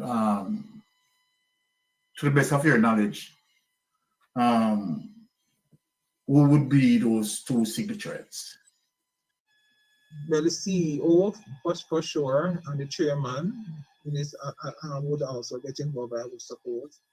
The financial controller would be a part of doing transfers as well. Okay, so then you're saying that to the best of your knowledge, right, in terms of the completion or the approval of any transfers, right, it would require a dual checks and balance system where 2 signatures have to affix to make that complete. That's what you're saying. Correct.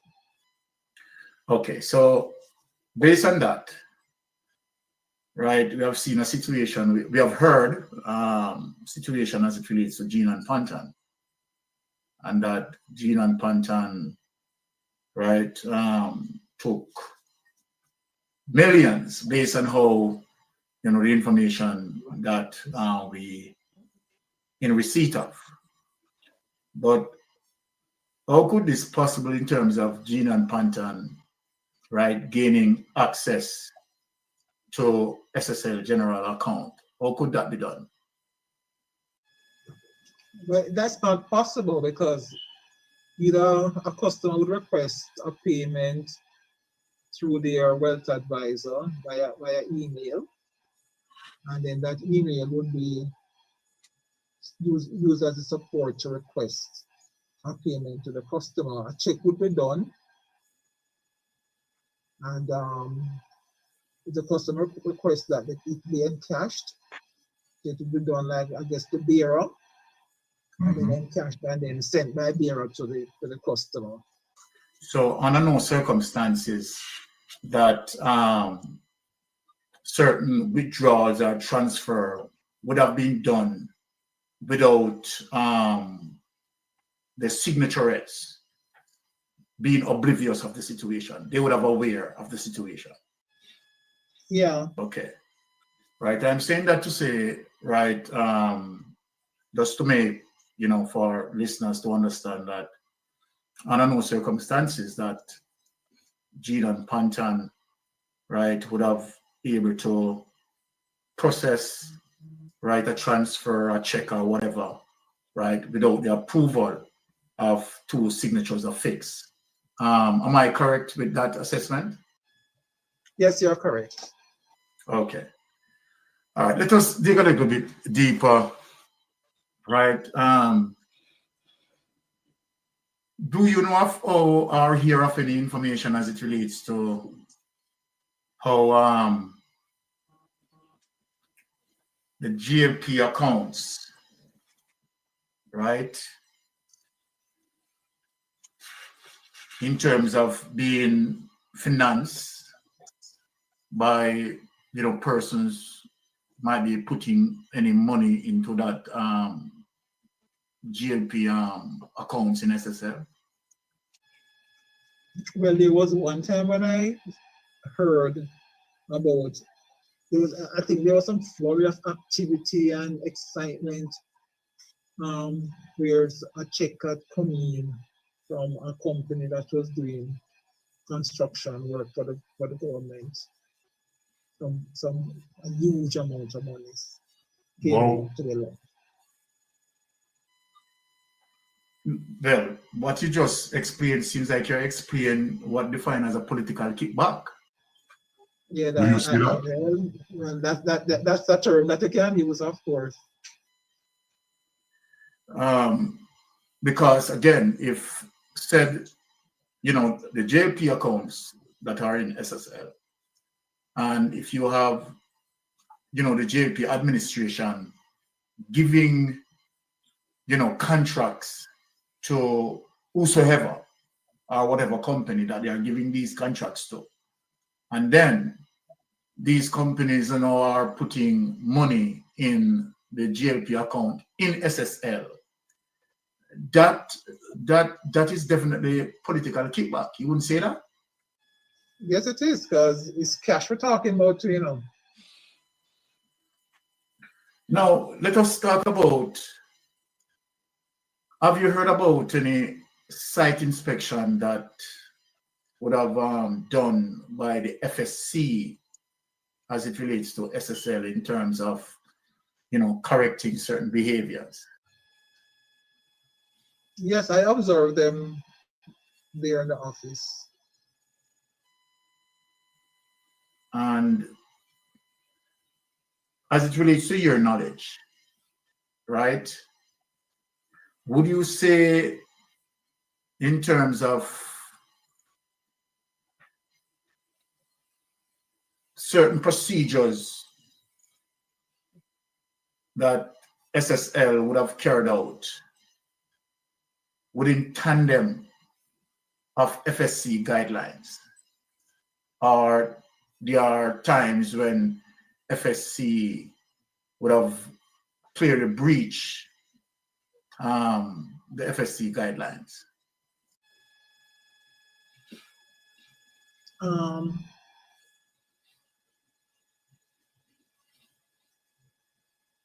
Well, with the reporting of the transactions that FSC or JC would require would be prepared by, as the accounts department would prepare those reports, and then the compliance manager would review and sign off on those. Okay. Do you have any information of, any person, right, who may have a problem in terms of, the company CEO or the persons who are managing or supervising, asking, you know, such person to falsify any report? Well, what I can say is that within a few years, 2 redundancies were done for the compliance position, which I found strange. All right. I'm going to stop it. And we are going to get to Ambassador Marshall, but let me just briefly just set the piece here. So, Ambassador, we have the Prime Minister. Let me just outline the whole situation to you. We have the Prime Minister, right, who had engaged in what is suspected to be illegal awarding of contracts, right, to a particular company, somebody who he had engaged with over 20 years. As a result of those illegal awarding of contracts, right, it appears as if these monies were placed in ADMAT, a company that the Prime Minister took out in 2008, shell company. Now, after this shell company was established, right, you have the Prime Minister who ventured into SSL, right, that they legitimize, right, as a non-banking entity that operates as a Ponzi scheme. What happened? The CEO of this company, his son, Mark Croskery, took out an ADMAT account for the Prime Minister in St. Lucia, right, per the whistleblower. The CEO's son that owned SSL took out an ADMAT account for the Prime Minister. And so then what happened also is that the Prime Minister, ministers within the Prime Minister administration have accounts in SSL. Now what we have over 200 and odd accounts being affected by SSL, where it leads to a total of $4.8 billion that was pilfered from these people. Now the question, as it relates to what I wanted to break down, the JP administration, including the Prime Minister, benefited, while others who placed their money in the Ponzi scheme lost their money. Right? So I want to hear your argument on it, Ambassador. Thank you, Mystic, and thank you to all of you on the show. The common thread here is fraud. The common thread through all the presentation is an intent to commit crime knowingly, recklessly, irresponsibly. Let's start off with the establishment, the purpose for the establishment of the SSL. Let's link it to the last part, which is the theft of the money, the collapse of the SSL. Maybe theft is too harsh for now. Let's reserve it for later use. The collapse of SSL, the old ladies and the old men, or the elderly people who have lost an X amount of money that we have been talking about, the 4 billion plus, or yeah, somewhere around that region where people have lost money. the intention of those who established SSL. What was the intention? I'm asking myself before I can be in a position to say this is why they established SSL. And the universe will jump into my head quickly and say because they had an intention to enrich themselves at the expense of the people of Jamaica, because in their mind they thought that they were powerful. No one and nothing can touch them because they are in government. Meaning that all those who participated in the establishment, the operation, and the benefit of SSL and any other name that could be used to describe SSL when it was established, they had an intention to commit corruption, which is a basis to a crime that you refer to as money laundering.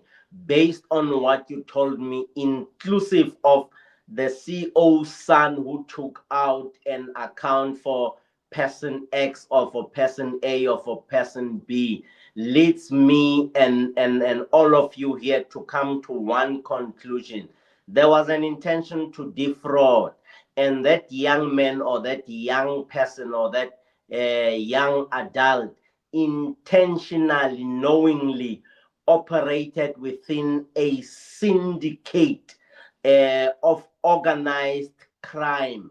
And we arrive at this conclusion based on what has happened to one of those who have lost their monies with SSL, who we can refer to as Mr.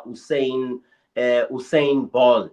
People have lost money without them giving permission for their money to be sent around all over the show to benefit others and to disadvantage them. Them being the investors in this fish and chip satanic scheme that has been set up, referred to as SSL, and those who participated in all of the shenanigans, the evil acts of ensuring that through their intent and knowingly so leads to the performance of magic that would make sure that there's no money in people's accounts, but that money is found in their pocket. So long story short here, I am sure, which is part of the solution that the people of Jamaica must go through. One, the International Financial Action Task Force could be an option, what we call FATF, could be an option that could be, or could be a tool that could be used to say there is organized money laundering in Jamaica. And based on what you said and the evidence that is available, the Financial Action Task Force should put Jamaica on the gray list. When you put Jamaica on the gray list, it means those who participate and who have enabled this massive fraud, this mega fraud, according to Nigel Clark, must be sanctioned by the Financial Action Task Force. And the Financial Task Force becomes the throat, the dragon slayer of the Prime Minister, because he is the one who's supposed to ensure through his minister and the Minister of Finance and the whole government to ensure that there isn't organized money laundering. Law enforcement agencies in Jamaica and the investigators do what is necessary to prevent money laundering from happening in Jamaica. Remember, Mystic, and all of us on this discussion, on this panel, remember I said the common thread here is corruption. The common thread here is an intent to commit crime. Those of you who are attorneys would know, you talk about mens rea, a criminal mind. Yes, A criminal mind existed long before this institution was set up. People sat down and employed the services of some of us who are experts in strategy to say, what can we do to make sure that we get money illegally and unlawfully by establishing a certain investment or investment slash or backslash financial vehicle that will make money come easy into our pockets. So there was an intent to commit crime, which is one of the elements of crime. And there was actually an action that was taken to commit crime, which is to defraud the people of Jamaica. And also, those who are lawyers on this panel would know that there's an element of causation or concurrence between the two elements. That is the criminal mind and the action that has happened. So from a strategy point of view, these individuals who have committed this act, they will find all the reasons to say those with the knowledge or those with the knowledge of playing the chess game, please come into the room. Here is a problem for us. How do we deal with this? Those of us who do trade in this in the area of strategy would then say to them, let us say to the community, to the people of Jamaica, let us say that we are concerned that our assets have not been declared. If that is the real reason that you are concerned that your assets have not been declared, you should not say you are frugal with your time. You should set aside time, 7 days to 21 days, where you deal with these serious issues. To me, there is contempt for the people of Jamaica, for my namesake, Andrew, to say that you don't have time. You have a lot of time. I woke up at 3 a.m. I woke up at 2:30 this morning, 2:30 a.m. The big man can wake up at 2:30, between 2:30 and 6 a.m. You can give that time to the investigators. You can give the time to the people who are responsible for ensuring that your assets are declared, your affairs, financial and otherwise, are in order. So there's no such thing as you don't have time. We have ample time in 24 hours, ample time. I am assuming I don't have time means between 8 a.m. and 1600 hours or 2000 hours. You are busy with running the affairs of government. Granted, from your 2000 hours until 2:30 a.m. or 4 a.m., you have ample time to you don't need the body, the physical body, to can relate to issues. You need these gadgets that are before us, so that you can then be able to resolve the challenges that have been put before you and take the people of Jamaica into confidence. If I were one of the subjects of Druza, like they call our nickname in South Africa, they call Andrew Druza. If Druza wanted to take the people of Jamaica into confidence, he would ensure that all the institutions that have established to delve into the SSL fiasco are operational. And by the way, he doesn't need to be there. He needs to delegate. And those that are delegated cannot come with this hogwash that they don't have time. I have a lot of time between 2:30 and 6 a.m. when I get off this podcast to get into my car to go and sit at the council where I'm advising the governor or the premier of Gauteng. So long story short, I want the viewers and yourselves on the panel to operate with the intent to commit crime at the back of our minds. The second aspect being corruption being a common thread weaving through all the issues that we have spoken about. Thirdly, I see here an organized crime syndicate that will soon, based on what I heard and based on what I read, that has turned into a transnational organized crime operated by officials of government by ensuring, amongst others, or the benefit that they have pocketed or that they have enjoyed from the monies that have gone missing at SSL, from the accounts that have collapsed from the bank similar to SSL, I want to refer to as the bank. We have an exact scenario in South Africa of a bank called VBS. You can Google VBS in South Africa, where about 2 billion was siphoned out of the bank. Also, the elderly people will in Limpopo, one of the provinces, who invested their hard-earned money. I have seen old women and old men crying.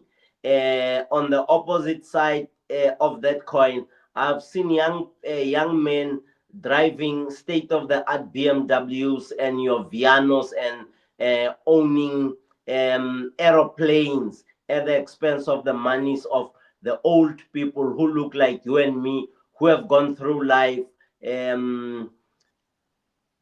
making sure that when they are old as they are now, they have something that will give them an income. So SSL is a twin in South Africa of a bank called VBS, where some politicians also were involved in the siphoning of money into their own pockets, into building their houses, and many other satanic and evil things that have happened. So we said common threat, corruption. We also saw an organized syndicate coming into play. We have also seen that organized syndicate taking action, and we have also seen money laundering happening right in front of us. And we have also seen the underlying aspect being, or the full stop being defeating the administration of justice.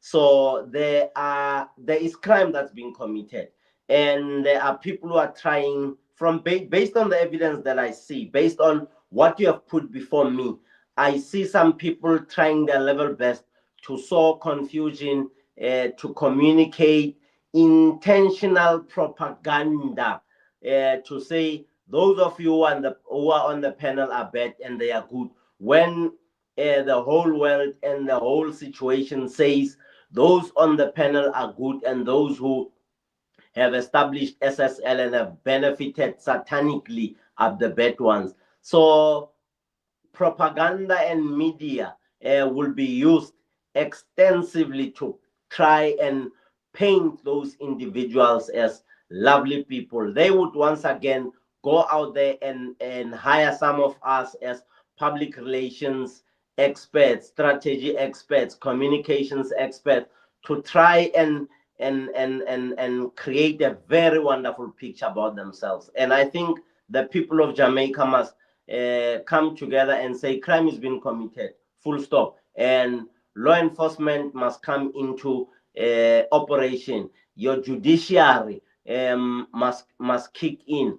And I think all what the people of Jamaica needs to conclude is, whether you are in office or not, when you have committed crime, justice, law enforcement agencies must come after you, even if it means taking your last pair of shoes, socks, as well as your jagged shoes. They must come after them, take them, sell them, so that they can, as commonly as we know, they can defray the expenses that they have suffered as a result of intentional recklessness by those who have stolen the money. I want to stop short there and say this is basis enough for us to can say there is a defeat of the ends of justice, or there is a defeat of the administration of justice. And that is a criminal offense.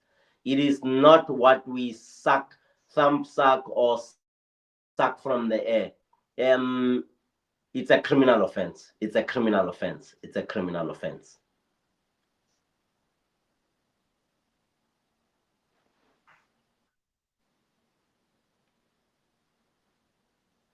All right. Thank you for that, Ambassador. I want to ask you a question, and I also want Ratty to respond to the question as well, because Ratty is a lawyer. Now, we have the wealth advisor for SSL. She's the only person who got arrested. The only person who got arrested in the whole conundrum, SSL conundrum. Now you have the finance minister who said he wants to deal with the issue and is going to leave no stone unturned. He went and he got Kroll to investigate. Kroll had completed their investigation. Now, to the fact that you have a trial where Jean and Panther being charged, the only person being charged, I am asking you, Ambassador, and I'm asking Rattigan, shouldn't there be a process of discovery where, as it relates to the Kroll report, the investigation that been completed, wouldn't be that the process of discovery, that any evidence or any information pertaining to the case, that the prosecution should share it with the defendants? The issue of discovery, I am asking, would that the Kroll report, the defendant, as it relates to my both lawyer, right? Because a trial is in procession. So I am asking about the process of recovery. For the process of recovery, Ambassador, would the both lawyers privy to the Kroll report? I'm asking that question. Mystic and my brothers, in South Africa, you have what you call the Special Investigations Unit, SIU. Will knows that very well. And my namesake, Ndi Mutibi, is the head of the Special Investigations Unit. Yeah. They do investigations whilst the case is ongoing. Juxtaposed to the Special Investigations Unit, you have what you call the Asset Forfeiture Unit.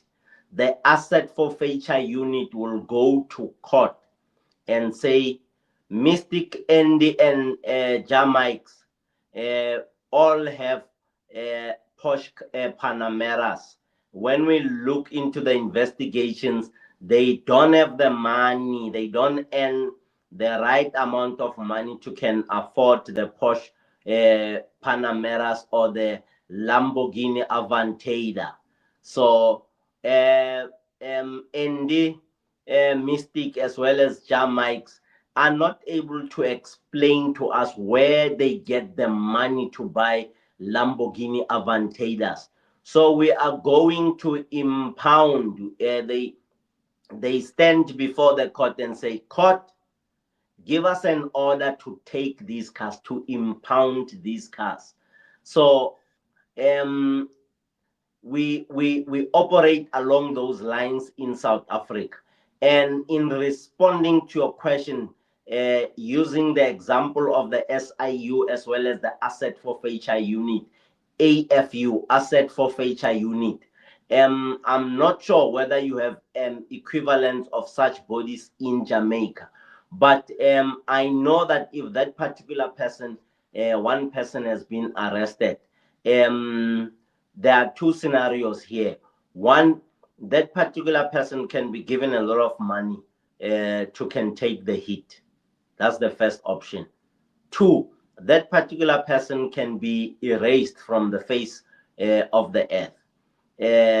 And on very mysterious circumstances, that particular person can die, so that other people are not exposed. And I'm sure the investigators must do a good job where they sit with this individual and take real statements from that individual that leads to a confession.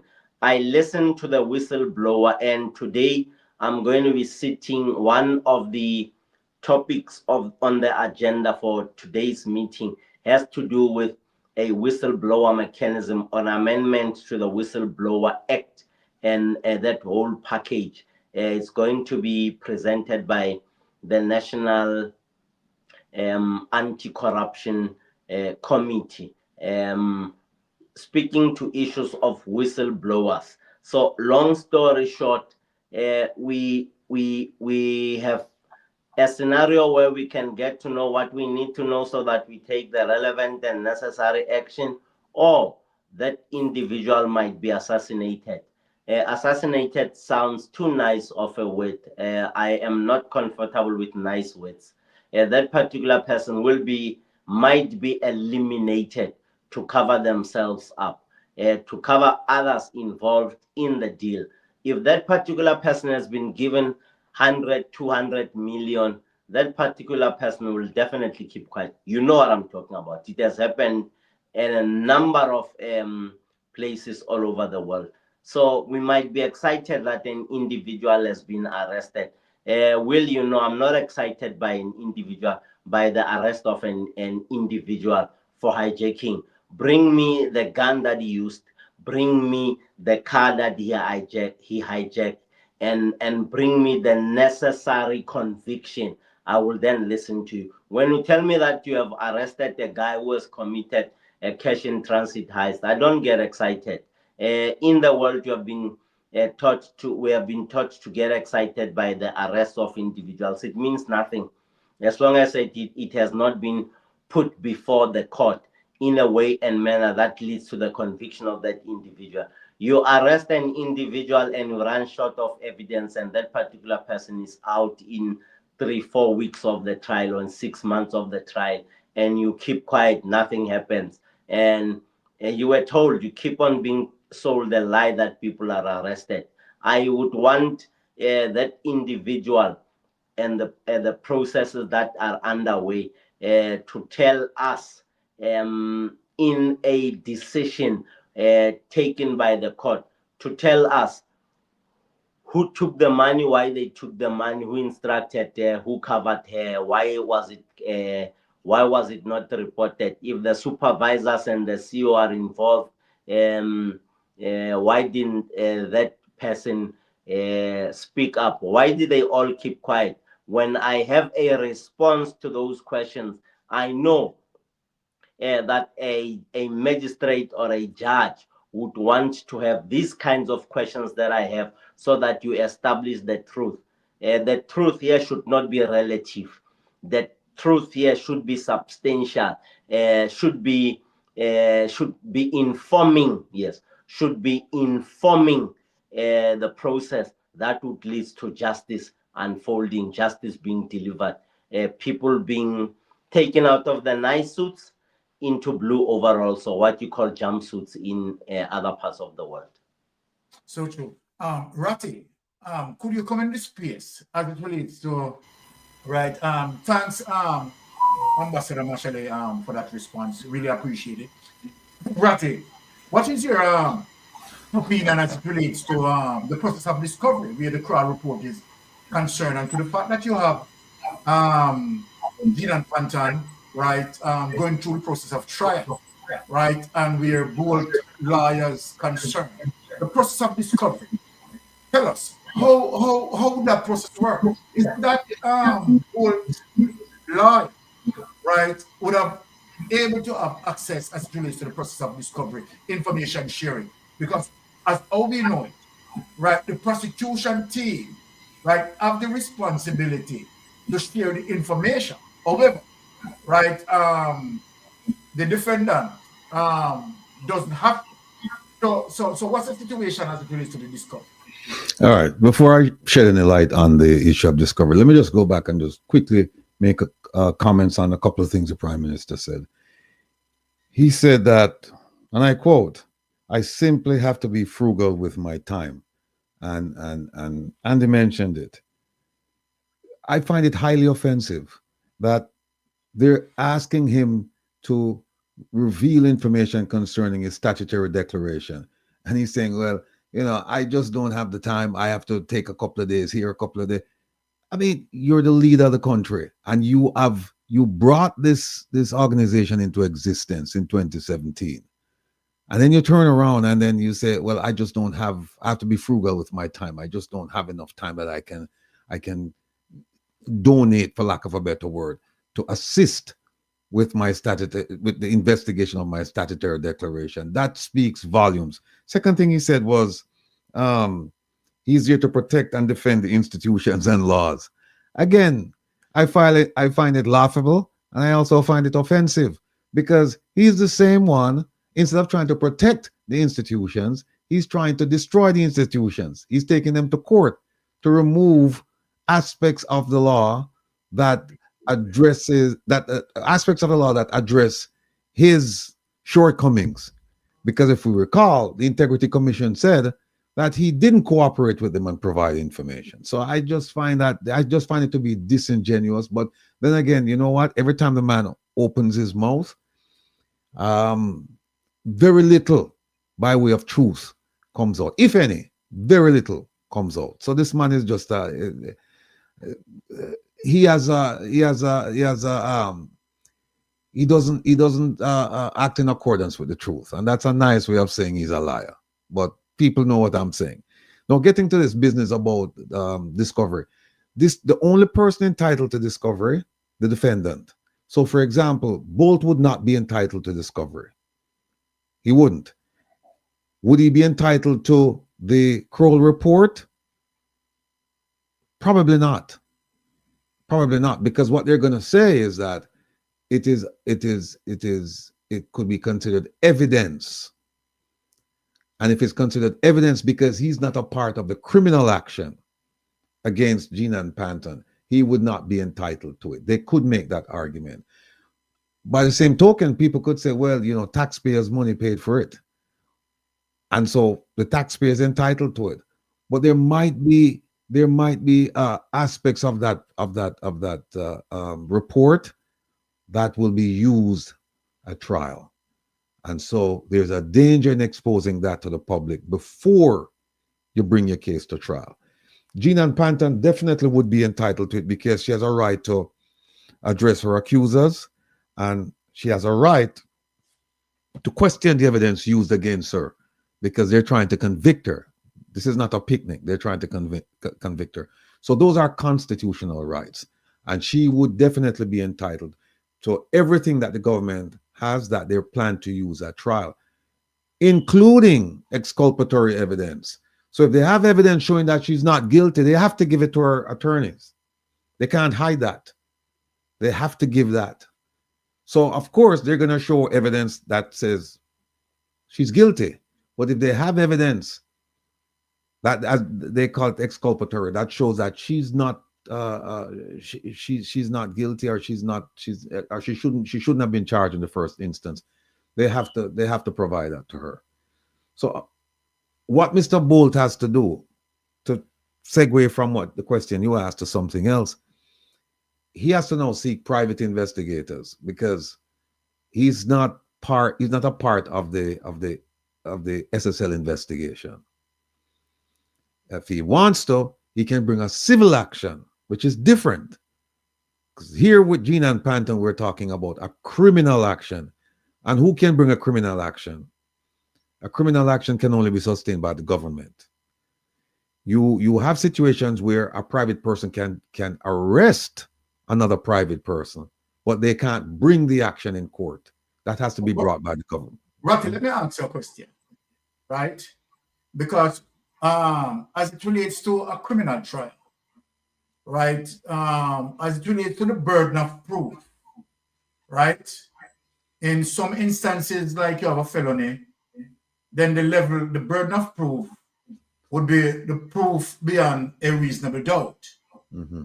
But when it comes to a civil matter, right, then the burden of proof that is expected would be the preponderance of guilt. Of the evidence. Yeah, preponderance of the evidence, which is 51%. Exactly. So it simply means that Bolt would better, right, to get a positive action if he do a suit as it relates to the criminal case. I'm just asking. Yeah, he can based on the weight level. Right. The standard of proof in a civil case is lower, much lower than the standard of proof in a criminal case, and you can understand why. Because you're going to deprive someone of his liberty, and for that you need a higher standard of proof, which is called beyond a reasonable doubt. Beyond a reasonable doubt. Right. Yes.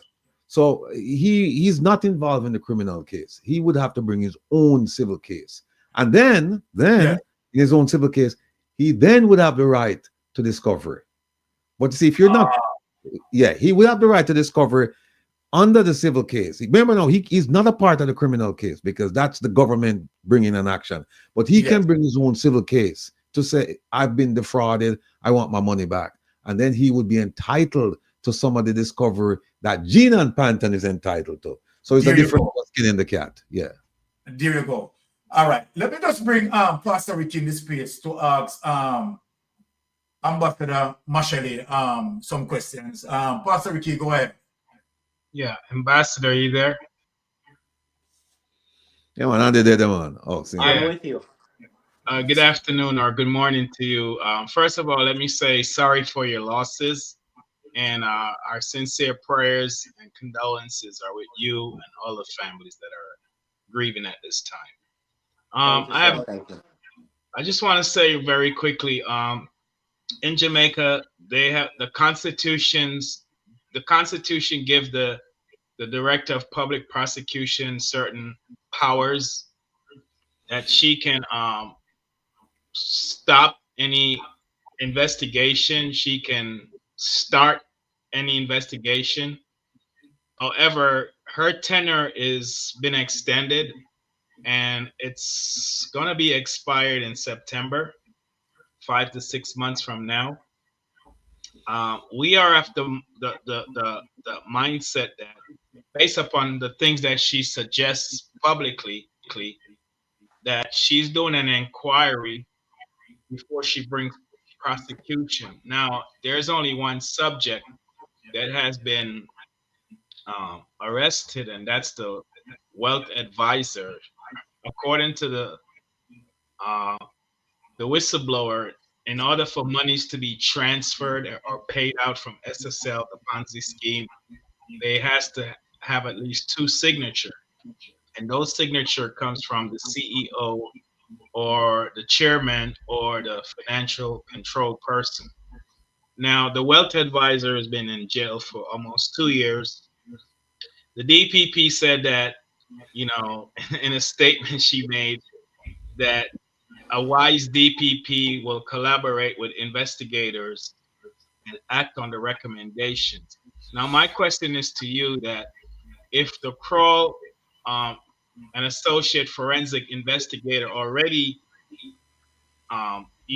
conducted the investigations, they made a series of recommendations for her to prosecute, but she's politically aligned with the government, and she doesn't tend to prosecute members that is close to the government. So my question is, if she throw this case out based upon the powers that the Constitution gives her, could she be held liable after she demits office in 6 months? If, for example, let's say Interpol was supposed to get involved in this case, and they have identified that she did wrong by protecting the interests of the top players in this Ponzi scheme, could she be prosecuted? She definitely will be and must be. And I'm sure the people of Jamaica must make a, excuse me, the people of Jamaica must actually announce, they must make it known that all those who are involved, who are in office for now, can enjoy the protection of office after it has expired. Those in SSL investors who have been ripped must actually come together and file once again as a group. I see Jillian here wants to find out if they can come together and file as a group. They must actually tell those who are in government that whilst you have temporary protections that you enjoy as being officials, after your tenure in office, we are coming after you individually. As an individual, the government would not be in a position to protect you. Taxpayers' money will not be used to protect those who are conspirators in the commission of this crime. Yes, that's what the people must say, and that's what the people must do. Whatever it takes, those who are involved in this whole mess must be prosecuted. Now, I would wait for them to get out of office. I would wait for their moments and time of weakness and hit them very, very hard. And I'm not apologetic about it, because these are monies of people who have worked very hard to make sure that life becomes easy for them and the generations after them. Those who are reinstating the generational curse of poverty onto our people must be made to feel pain that those who would want to be in their office would learn from, so that decisions that we take in offices of responsibility, of governance, of leadership should be informed by what all Africans all over the world wants to see: justice and equality, betterment and improvement of lives. Whether an African is in Russia or China or any other way, we have what it takes to be better from a financial standpoint of view, as well as from a justice point of view. We have what it takes to be like other people, to enjoy themselves. So those who are in government tend to believe that they are deputies to Jesus Christ, and some of them tend to believe that they are deputies to God, when we know that they are not deputy gods or deputy Jesus Christ. They must face the might of the law. And when they violate the Constitution, the people of Jamaica must teach them that you can be in your mind, Pastor. You can be, when we talk to them, you can believe and that you are deputy God. But when you leave that office, we will show you that you are not deputy God or deputy Jesus Christ in that office. You are actually a representative of the forces of darkness, and you must be brought to light, and we must be made to feel the pain that you have caused ordinary people in the households of Jamaica. Thank you. But I have two more questions. And Paul, are you here? All right. Now, the Prime Minister, in my opinion, and many of us share the same feeling, that he's compromised. He's compromised because of the IC report that reveals that he was involved in money laundering, embezzlement, tax evasions, racketeering, conspiracy to commit investment fraud with Beretta, getting a $50 million loan with only 3 proposal collateral, but he didn't really have those collateral, and abuse of power. Now, in the SSL Ponzi scheme that defrauded 200 account holder for a total of $4.5 billion, within the perimeters of that $4.5 billion, there's a total of 31 million US dollars Usain Bolt contributed 12.7 million US dollars. Now we know that the US have several interests, and one of the US interests is the almighty dollar. And so with having a prime minister that's compromised, what are the repercussions that it will bring to a country like Jamaica that is striving to become from a developing world country to a first world country? Would it set Jamaica back to have a leader that's compromised? For example, with now the Trump administration, you know, Trump will know that he's compromised and use him as a yo-yo. You know, if Trump say jump, he has to say how high should I jump. He cannot say no to Trump. Isn't that a bad thing for the country of Jamaica? What would you say to have a leader that's compromised in so much corruption and criminality? There are a number of scenarios. One, with the Trump administration, I'm sure the American companies who might have invested in SSL, I'm not sure if there are any. I'm sure if they should raise the matter with Trump, it will bring so much pain to Jamaica, especially to the president. And if I would have wanted to deal with the president, I would look at those American companies as an investor, as a group of investors, and say, raise this matter with Trump so that we can deal with the prime minister, and so that we can deal with all those who are involved. You can imagine the sanctions that are going to be unleashed on the individuals in government who are involved. It's one of the strategies that I would share with a group of investors who have been ripped off by what is going on.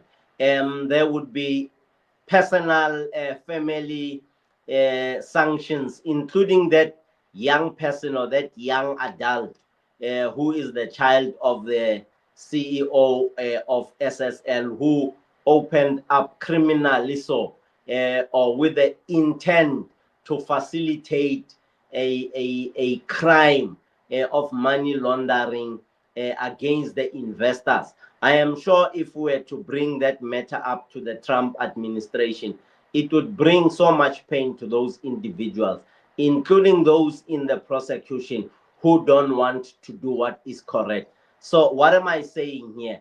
I'm saying I would employ all tactics to ensure that I pressurize those who are behind these crimes that we are outlining, based on the elements of crime, based on the syndicates or the operations of a syndicate. I would bring that to a body that can put pressure on them so that they themselves stand down or resign and or confess and or voluntarily return the money back to the investors, obviously with interest, if you ask me. All right, thank you. I have one last question. Hold on, Pastor Ricky. I'm sorry, because sure. No problem. we're doing some thing, but I just want to make certain things clear in terms of the question that you have, right? Now, as it relates to geopolitics, right? Because I think that's where Pastor Ricky went when he asked you that question. So let me just shape it as it relates to geopolitics, and where you have Trump wanted a particular policy, right? And where Jamaica Prime Minister, as a result of SSL and might be other situation with drugs, right? I don't have any evidence relating to drugs. Let me say that. But I'm just saying, as it relates to geopolitics, that if the Prime Minister compromise, right, and the United States want a policy position, and where the Prime Minister need to support the policy directive from the United States, the Prime Minister being compromised, isn't that make the Prime Minister vulnerable that United States may have something on him, and as a result of his vulnerability and the level of compromisation that he has to go with the United States. I'm asking that. Yeah, blackmail. Yeah. Yeah. Obviously, when I know that I left my underwear in your house, for some strange reason of me taking off my underwear when I'm supposed to use the loo, and I leave my underwear in the loo instead of relieving myself and getting out of the house, and for some strange reason I leave my underwear there, and you say you either give me 1, 2, 3, or I will show the people of this street the size of your underwear, I would have no reason but to comply. I am using underwear because it's something personal that is very close, that could be used unintentionally to say I did something immoral in the house. And from where I stand, I wouldn't want people to regard me as an immoral husband of my beautiful young wife, Will.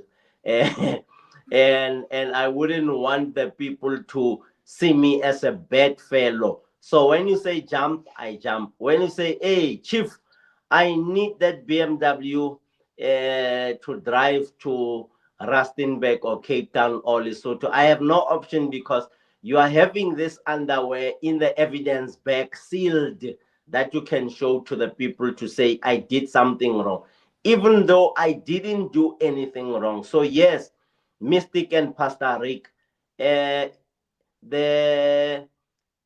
satanic action and its outcomes are a tool in the hands of geopolitical drivers or actions that would lead an individual to be a political yo-yo or a foreign policy yo-yo.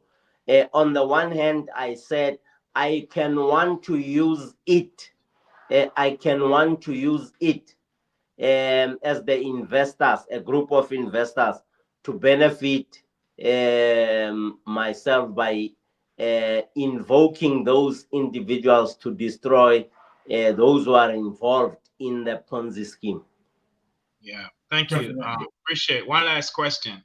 Go ahead. So I'm just from based upon what you shared, you know, the prime minister will be a subject for blackmail, and that's not in the best interest of a country, Jamaica, right now. But my last question is, okay, when SSL was forming, it used to, before it was renamed and repackaged SSL, it's the same players that had a previous Ponzi scheme, Paul Cheng Young and Associates. And all the players that are in SSL that we have identified are the same players that was running SSL. So the Prime Minister joined SSL in 2008. We have knowledge from the whistleblower that SSL opened a account for the Prime Minister. And in that, from that account, we have no evidence that he ever deposit any funds into SSL. But we have several opportunities to identify that he had several withdrawals from SSL.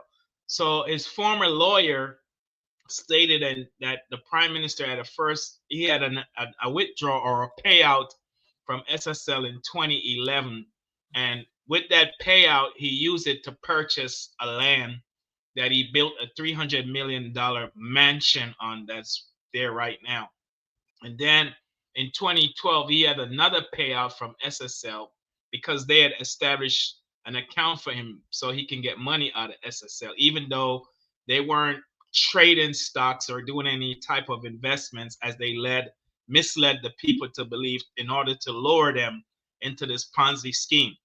So he had a payout in 2011 to purchase the land. Then he had another payout in 2012. And then from the SSL, the SSL account was open for ADMAT, the shell company that he had in St. Lucia. So the SSL account was tied to ADMAT. Let me put it together. Yes, it was tied to ADMAT. And so from that ADMAT shell company, he bought several property. I believe it was 5 properties, including a land that his mansion is on right now. But he has never put any money, deposit any money into SSL. So my question is now, and even the IC had identified the last payout because he liquidated ADMAT in 2021. So the last paid out he got from SSL was 143,000 US dollars. That was a brand new bank account, and NCB was open with $0, and that money was wire transferred in that account. My question is, if you have a shell company that is not registered in the country you live in, but you're the prime minister for that country, but yet you are getting money from SSL to flow into that company, and you're buying properties, wealthy luxury properties and buildings, and money laundering, you know, the steps are placement, where you place unlawful, dirty money into a financial institution. Then the second process of that is layering, when you begin to transfer money to different multiple bank accounts, shell companies, and in the names of families and friends and close relatives. And then the third process in the money laundering is that it goes into what it's called integration, where the money that was washed in the layer in the second phase of money laundering to make it become like it's lawful is now integrated into the economy, where they build luxury buildings and buy yachts and private jets, high-end luxury cars, and that's why they make it look like it's clean money, but it was dirty money from the beginning. Now, based upon that, my question is, shouldn't the prime minister be arrested by the local police? We have MOCA in Jamaica. They're and CTOC. They're responsible for crimes like money laundering and so forth, and drug trafficking. But yet, to date, we have not seen any movement on their behalf as it relates to everything that the Integrity Commission outlined in their report, as it relates to the investigation of SSL Ponzi scheme, and the prime minister was involved in it, has a shell company in St. Lucia, buying properties and land from unlawful income that he didn't earn. His income in 2008 doesn't justify the wealth that he accumulated from all those 5 properties. What would you say, should Jamaica look external internationally to say like the FBI in the United States of America, or even Interpol, an international police crime organization, to bring about make some arrests in terms of all of this, because it's out of control? What is your suggestion on that? I know it's a long question, but I just had to set the stage so you can get a better clearing of it. You're muted. Interpol will not get involved if it's not invited by the country. 2, no one will invite foreign bodies to arrest them. 3, it makes Jamaica look very bad internationally. I spoke about earlier. I spoke about the International Financial Action Task Force that looks into the systems, financial systems in Jamaica, facilitating and making financial crimes easy, be it the wire fraud that I picked up from the wire transfers, you're intentionally wiring money out to account A or B with the intent of covering up the track. So the wire fraud and all other little small things can be packaged or will be packaged by the international community as money laundering, which will put Jamaica on the gray list that South Africa is on. And when you are put on the gray list, it's not easy for you to loan money internationally for developmental projects and operations in South Africa, and in this case that we are discussing in Jamaica. So it does not only the behavior and the conduct, for emphasis sake, the conduct shown by those individuals in Jamaica is not only a threat to the people of Jamaica, it is a threat to generations after them and generations after them. 3-4 generations would have to bear the pain of those who have enjoyed driving high-end luxury vehicles at the expense of the people that, the generations that are coming after them.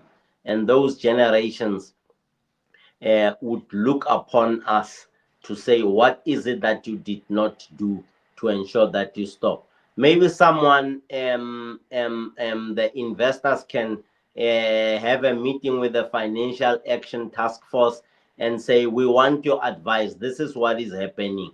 We suspect money laundering. We see money laundering. Preliminary evidence says there is money laundering based on conduct 1, 2, 3, 4, 5. Based on the activities of EDMAT, based on the renaming and the rebranding and the repackaging of organization A or B, which is now referred to as SSL, based on the operations of SSL and as a Ponzi scheme. The Financial Action Task Force, we want you to assist us. Remember, the Financial Action Task Force deals with everyone internationally who's involved in money laundering. And when they put the intention of speaking to FATF, Financial Action Task Force, would be to say, we want you conveniently to put Jamaica on the gray list. And let me tell you, the very same people at the top would be running because they would be identified and branded as money launderers, and that would affect their operations internationally negatively.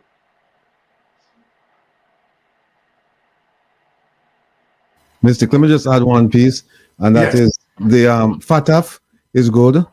The gray list is good, but Andy, Jamaica was on the gray list, and through the efforts of the previous Minister of Finance, Jamaica was taken off the gray list, and they were on the gray list for money laundering and terrorist financing, and now they're off. But here's a group that's still at work and that Jamaica can use, because in the chat there's someone asking, someone is saying and asking, they're saying, look, you can't, there's nothing you can do back in Jamaica. They're not going to arrest this guy. He's got everybody in his pocket. There's a group called Egmont, and that is a group of financial investigators and analysts, and it's an international organization facilitating cooperation between countries. They could use that, but the question is, will FID get involved with this? Because I suspect that they're going to have to get the approval of their superiors to put the information that they need. For example, to say to Egmont, listen, because Egmont, the investigators and the analysts, they're from all over the world. So they could say, listen, you know what, we suspect that there have been some money transfers involving SSL, and we would like you to track and trace where those funds go. Now, the question is, do you think that the pertinent minister or ministry would approve of that? That's committing suicide, right? It's like telling them, yes. So I don't think, but there is a group called the Egmont that they're in a position to use them, but I don't know if they need permission from their parent ministry or department or agency to activate the request. Now, one last thing. people have been asking, and I've heard the question all the time. You know, you can't do anything in Jamaica, blah, blah, blah. There is an act called the Magnitsky Act, and people seem to overlook it. Yes. People seem to overlook it.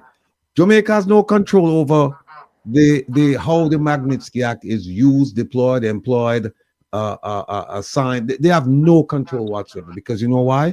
The Magnitsky Act is squarely within the province of the UK, the US, Canada, and the EU, and it covers kleptocracy, human rights violations, and corruption. The EU, they only deal with human rights violations.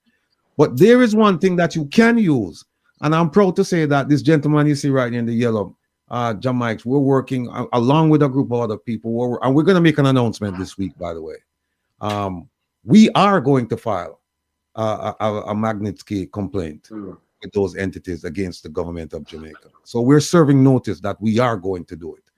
The paperwork is almost done, and we will be doing it next month. So there are things you can do, folks, but you cannot do it in, well, I shouldn't say cannot. It's going to be, it's an uphill battle to get things done in Jamaica for obvious reasons, very obvious reasons. It's going to be an uphill battle. But there are things that can be done outside the country, and we're gonna need the support of the people in Jamaica, because the people in the diaspora are willing, ready, and able to take the necessary action to bring this government before the Court of Justice, International Court of Justice. And when I say that, I'm not necessarily talking about the court itself, but with people whom they call their friends. I see the Prime Minister saying that, pretending to speak to Marco Rubio, calling him a friend. And might I remind you, Mr. Prime Minister, that it was Henry Kissinger who said, Jamaica, the U.S. has no permanent friends and our allies. They have interests. That's right. That's what they have. They have interests. So you can run around thinking that they're your friends, because they know everything everything that you have done since the day you were born. Everything you have done, they know. They know when you go to the bathroom. They know when you go out with your girlfriend. They know all of that. They have a big thing fight. So, and I think Pastor Ricky mentioned it, and it's just a matter of time when they'll call you over. I've seen it. They'll call you over and say, "Look, you know, we ask you to do something, and you're pretending like you're such an independent person that you say nobody can tell me what to do." Well, look, take a look at this video here. You like how you look in this video? Look at this. Look at these pictures. Look at these text messages. Look at these things that they've been collecting on him. So he has nowhere to go. It's over. Once they call him, he has to come. So, but just keep in mind, folks, that we in the diaspora, we're focused on doing things outside, because we understand that it's difficult to do it inside of Jamaica. I yield. All right. You know, on that note, Ratty, right, before I bring in Melting Pot, right, and then Jamaica, right, the issue of sovereignty, right, where a country's sovereignty, right, as it relates to how external entity, right, you know, allow, right, the sovereignty give a shield where external entity can just come in and just deals with their political affairs or level of criminality, right? And so then when we take sovereignty into consideration, we tend now to look internally. What can be done internally? So then my question, right, is as it relates to internal situations, that if we vote and vote for the People's National Party, right, and depending on how we vote, so if the People's National Party have a narrow win, and I want the people to understand this, if the People's National Party gain a narrow win, how does that work as it relates to Mark Golding fighting for policies, right, and make it easier for Mark Golding, right, to legislate? Because as it relates to the 2/3 majority in Parliament and certain policies, and 2/3 in the Senate. So then if the electorate, because this is a problem where people don't realize, Because people will say that, okay, Mark Golding promised to do this, Mark Golding promised to do that, Mark Golding promised to do this, and they don't understand the politics. Now, if you put in the People's National Party with a marginal win, the Jamaica Labour Party administration can play stalemate at most of the time, Ratty, and block most of these policies. So people need to understand that, okay, all right, if you want Andrew Holness to be convicted for all these corruptions, I am saying that people need to understand that Jamaica is a sovereign country. And so then outside country can't just come in, you understand, and prosecute Jamaica like that. The only way it works, you understand, is in a geopolitical circumstance. Like if you have the Prime Minister engaged in criminality, like what as it relates to the evidence, and United States want the Prime Minister to vote on a policy position, right, and they have the evidence, particularly if the Prime Minister corruption touches the Swiss bank, they can use that to make the Prime Minister support them geopolitically. But that's geopolitics. Let us talk about now our situation with the corruption in Jamaica, right? Now, our situation with the corruption in Jamaica, it depends on the people of Jamaica, for the people of Jamaica to understand what is going on. And if you want checks and balance, if you want Andrew Holness to be disciplined, Mark Golding has to get the majority. Simple means if Mark Golding has the majority, Mark Golding can formulate policies, you understand, to make that happen. But people, if you give Mark Golding a marginal win, it simply means that how are you going to prosecute Andrew Holness? How is Andrew Holness is going to be prosecuted when you're going to have if certain policy positions need to be taken, you understand, and they need 2/3 majority in the lower house and 2/3 majority in the upper house? How is that going to be possible? So then we need to understand the politics overall, you understand, before what we are expecting from politicians, because our expectations sometimes are unrealistic. We are saying that, okay, when Mark Golding going, yes, Mark Golding is going to do this, and Mark Golding is going to do that. But people, please understand the politics and understand that, okay, before Mark Golding can do this, Mark Golding has to have the majority. You understand? So that, you understand, he can be assisted. That means he got 2/3 majority in the lower house, 2/3 majority in the upper house. You understand? For certain policies, you understand, to be implemented, or certain laws to be implemented. And this is how it works in terms of your understanding. Am I wrong or right, Ratty and Andy?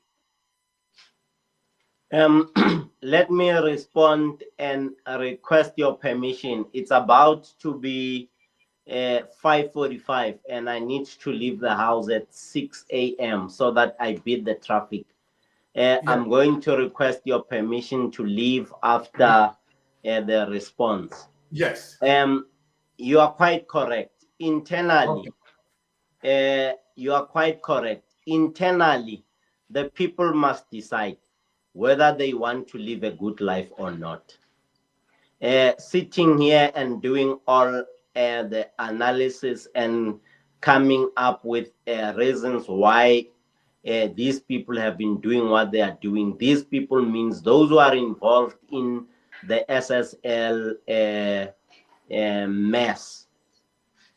Obviously, they have a lot of money to buy the voters. They have a lot of money to buy and pay for the young people to vote for them. The 4-point-something billion that's gone missing, it's in people's accounts. When it's election time, they're going to pay those of us who are gullible, those of us who would want to be seen living luxurious lives. Obviously, there are those who believe in material goods, who would be bought the Rolexes of this world so that they vote for that party. let me not involve myself in political party matters in Jamaica. Let me just say, when the people want to see change, they must vote for a party that will stop corruption. 1, 2, a party that will reduce the level of crime, a party that will increase that will improve the livelihoods of the people of Jamaica, a party that will improve on education, and also a party that would invest in small businesses, small, medium, and micro enterprises that would lead to the betterment of the people of Jamaica. That's what they can do internally. When we don't do that, there'll be many more other panels like this in the coming 50 years. And by then, all of you here will be wearing triple lens eyeglasses, because we would want to see those who are talking, because they will be talking something that we know. We would be getting closer to the screen to look at the presentation that you did, Mystic, and the rest of the people there. So for us not to be able to, for us not to go into that space, we have a responsibility to talk to the people of Jamaica and say, there's an injustice that's been committed against you. Maybe not against you, against your children, and a third generation and a fourth generation from where you are standing and seated. Make up your mind whether you want to change government or you don't want to change government. But long story short, I enjoyed being with yourselves here and talking about these serious issues. For all of us, corruption is crime, and all of us stand for justice on this panel. And all of us want to see a better lives of the people of Jamaica. All of us want to see reggae artists perform better from a better money coming in, internationally developing music, and also seeing young dance hall musicians coming out of Jamaica because Jamaica has invested in them. And obviously we want to see young junior Usain Bolts who are performing at top speed all over the world, breaking world records. Without that, without the people of Jamaica taking a serious reflection on how they vote and what they do, we will always be invited to panels, international panels like this that deal with serious issues with no change at the end of the day. With your permission, I would like to be excused so that I can go get the car to be warmed up whilst I put on a tie and look like a schoolboy, as you would want to recall that when you go to these meetings with governors, you want to look your you want to look your best. Thank you very much. All right. And we want to say a big thanks to you, Ambassador Mashali, for making Mystic sensation. We're happy to have you and looking forward to have you again. Right. Thank you very much, Mashali. Thank you for coming. And thank you very much. Safely. All right. The prodigal son is exiting the room back into the wilderness again. All right, blessing. All right, thank you. Thank you very much. All right. Okay. So Melting Pot, take it away right away. Well, what can I say? Everything has been spoken. I'd like to ask a few questions to the ambassador, but sadly, he's not here for me to ask those questions. So I would just, carry on the subject of, the whole fiasco corruption in Jamaica. As we know, for a long time, the country has been plagued by high-level corruption. And I mean, the corruption has been carried out by high-level personnel who are being awarded high-level salaries. And so that takes away from Jamaica as a third world country who is on the pathway of becoming a first world country. That was spoken to us by this said Prime Minister, that Jamaica would become first world in 2030. But what we are seeing here is Jamaica becoming a worse world by 2030. And that category, I don't see it exist nowhere else. You understand?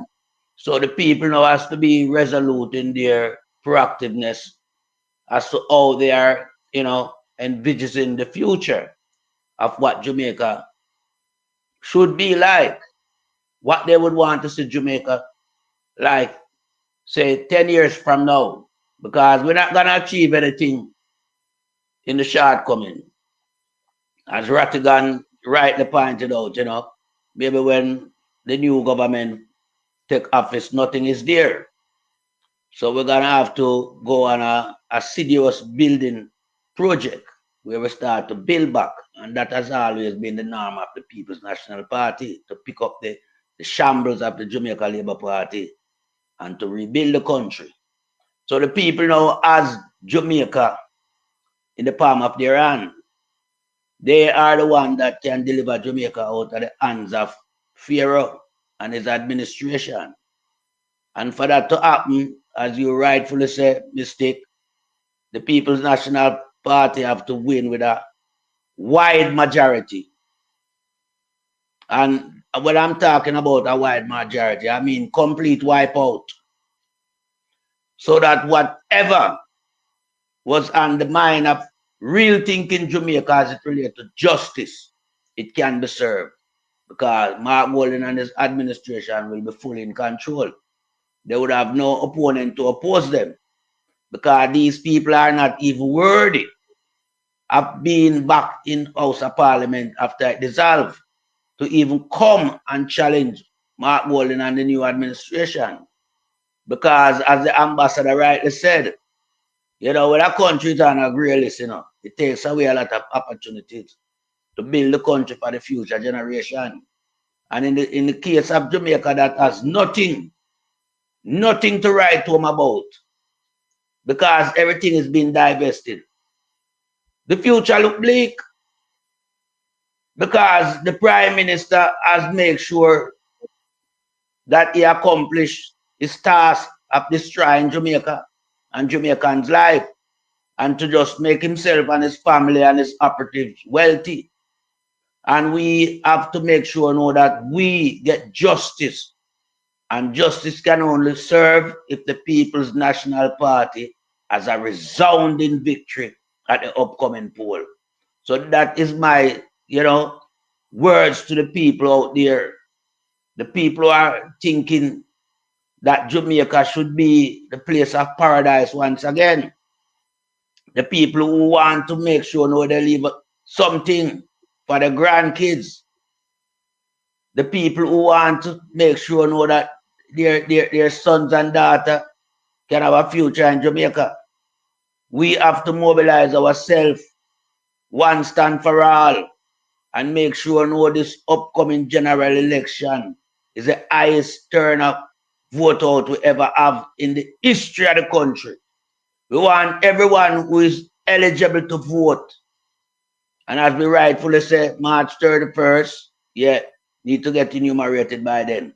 Because we want everyone who is eligible to vote to go out and participate and exercise your rights to real democracy. Exercise your right as a patriotic Jamaican, so that you can look back in the future and say you played a part in the development and the reshape and the reconfiguration of Jamaica, because Jamaica is destroyed currently under this government. Currently, the country is in a recession, and corruption is the highest it has ever been in Jamaica. And murder rate is climbing through the roof, and the entire infrastructure that should be there to facilitate the needs of the citizen, they're all in ruins. So we have to make the change as a people. We now have to make sure that we start building the foundation for the change. And the foundation start at the upcoming general election. And that day, when you go to poll your vote, please, I'm asking you earnestly to make sure that the X go beside the head. Please, because we are here trying our endeavor best to be of some good use to Jamaica as it relates to highlighting corruption and to keep these nasty government on their toes, because for too long they have had a free reign, and this is what they use and destroy the country because they feel that they are so mighty and they are in charge of everything. Because we know that the Prime Minister has formulated a plan where we get everyone to form a safety net around him. And all these people that he get to form the safety net, they're all corrupted people, because the safety net is all about corruption and concealing corruption. So we have to make sure now that we dismantle corruption. And one way to do that, please go out and vote. Make a change. This government has to go. Time come. And I yield back the floor to another member of the panel.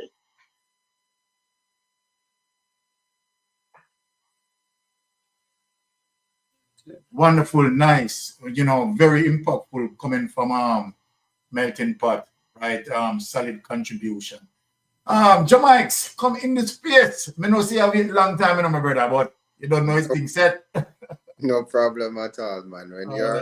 When you're around so much great person, it's just right to listen, and I'm always wanting to learn, and it's a great privilege to be around so much educated, impactful, influential people. And I just want to draw words again from Mr. Mashayele. He says that corruption is a crime. And people need to hear that over and over. Corruption is a crime. It is a real crime. When you look in Jamaica, poverty has increased. Over 55% of Jamaicans are going to their beds without a nutritious meal. This is the reality of Jamaica. It is not a make-up story. And while you have parliamentarians coming into the House of Parliament laughing at Jamaicans, misfortunes and a poor health sector, you have the Minister of Health laughing at the conditions of Jamaican people. I just want to remind the Jamaican people that the diaspora is not just coming out and talk on a daily basis about corruption. This is a reality. It's not that we just want to come out and talk about it. We are setting the foundation from now. And the foundation is actually education, informing people so that they're empowered to make a change. And the change that we need to make is from a corrupt government to a government that has transparency, accountability, and integrity. And what was displayed in the House of Parliament today by the opposition leader, it reflects that. Even if it's just been spoken today, you can see right through the plans, and it is always consistent. You're not just gonna say it is just been spoken in the House of Parliament, but when you look at how the man speaks, what he speaks about, he has always been consistent about his information. He doesn't miss with it, and for those things, I am very, very proud of him, and also not just him, but the team that he leads. And when you look at the team of politicians rather, they are educated people who have purpose, people who are willing to engage with each stakeholders of their community and Jamaica. And when you're seeing these type of things, that means change is close by. And when we spoke about SSL, it's so unfortunate that you hear a lot of parliamentarians from the Jamaica Labour Party side talking about the SSL saga, and they're like taking out FSC out of it, like FSC is not a government-run agency. And to hear they're misinforming the Jamaican people, misleading the Jamaican people, not holding the government accountable for this for the lack of proper work from this agency. It is a problem, and Jamaican people need to be smarter than that. When you see $902 billion unaccounted for in the education system, it is a huge problem. That means that our youth's future is in jeopardy. And that is, and when you have 18% of our youth passing 5 subjects or more, that means that 82% of the kids that are leaving high school, society deem them as unfit and that they are unable to contribute to the society positively. That is a huge problem, and people need to look at these things and say, these things, we cannot move Jamaica forward on these things. When you look at the root causes of crime, you look at poverty, you look at illiteracy, and you look at corruption. These are major contributions to a degrading society. We cannot have a country moving forward with these things happening. The Prime Minister was a former Minister of Education, and it is such a shame to not hear him one day come out and say that the state of education in our country is unacceptable. At no point in time he said that. The financial sector is crumbling right in front of our eyes, and we've never heard the Prime Minister come out and say anything about it. I'm asking people who still support this Prime Minister, do you have any shame, any pride, any care, any love for your country? That is a question I really want to ask them. And also those people who keep on saying that they're undecided and both political parties are the same. I can tell you from a perspective of somebody who had the same thought as you, that sell your cleverness and buy bewilderment. Take a time out and do research. Be informed, be educated of what is going on, because it affects you. It's like building up dominoes and you touch one and it fall down there. You will be affected by corruption. Corruption affects and hurt everybody. It is a crime. And if you turn your back on crime, then you might have to pay for that. It is like seeing a little child being abused. And I'm asking you, are you still going to watch Jamaica being abused in front of your face? And then when it gone so bad, then you're going to run away, leave it. Let me tell you, you're not running to America anymore. That door has been closed off. So better you stay at your yard, take up a broom, take up a rake, and clean your house and your yard, because this is what we have. When you're deported to Jamaica, you have nowhere else to go. And we want to remind the Jamaican people that this is their chance to make it right. And as everybody echoed to say, this must be a landslide victory. And I have faith enough in the Jamaican people to say that this election, when they speak about 18 years of the PNP in power, what is to come is going to be a joke to the 18 years. And I have confidence in that, because with all of this corruption happening in the space, the Jamaican people are getting smarter, are getting educated. And when you have educated people, they're going to make better choices. And I look forward to a better Jamaica, because living under this government, trust and believe, when somebody know that they can stop your livelihood just because they want to keep this pride, or they want to keep power, they will do it at all costs. And I'm seeing it in live and living color. But again, being optimistic about the future, and also knowing that you have to work today in order to get a better tomorrow. And the work starts with educating and voting out a corrupt government. Thank you. Thank you, Jamaics. Ratty, I want to reason with you a bit as it relates to, uncommitted voters, because they are the ones who are going to make a difference, right?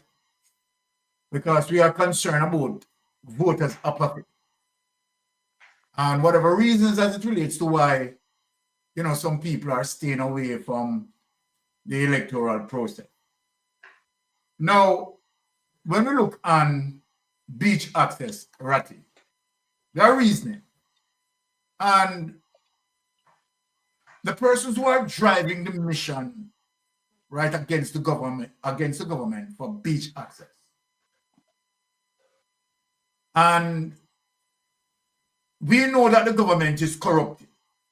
We know that the government also corrupt, right, the criminal justice system. Right? We presume that.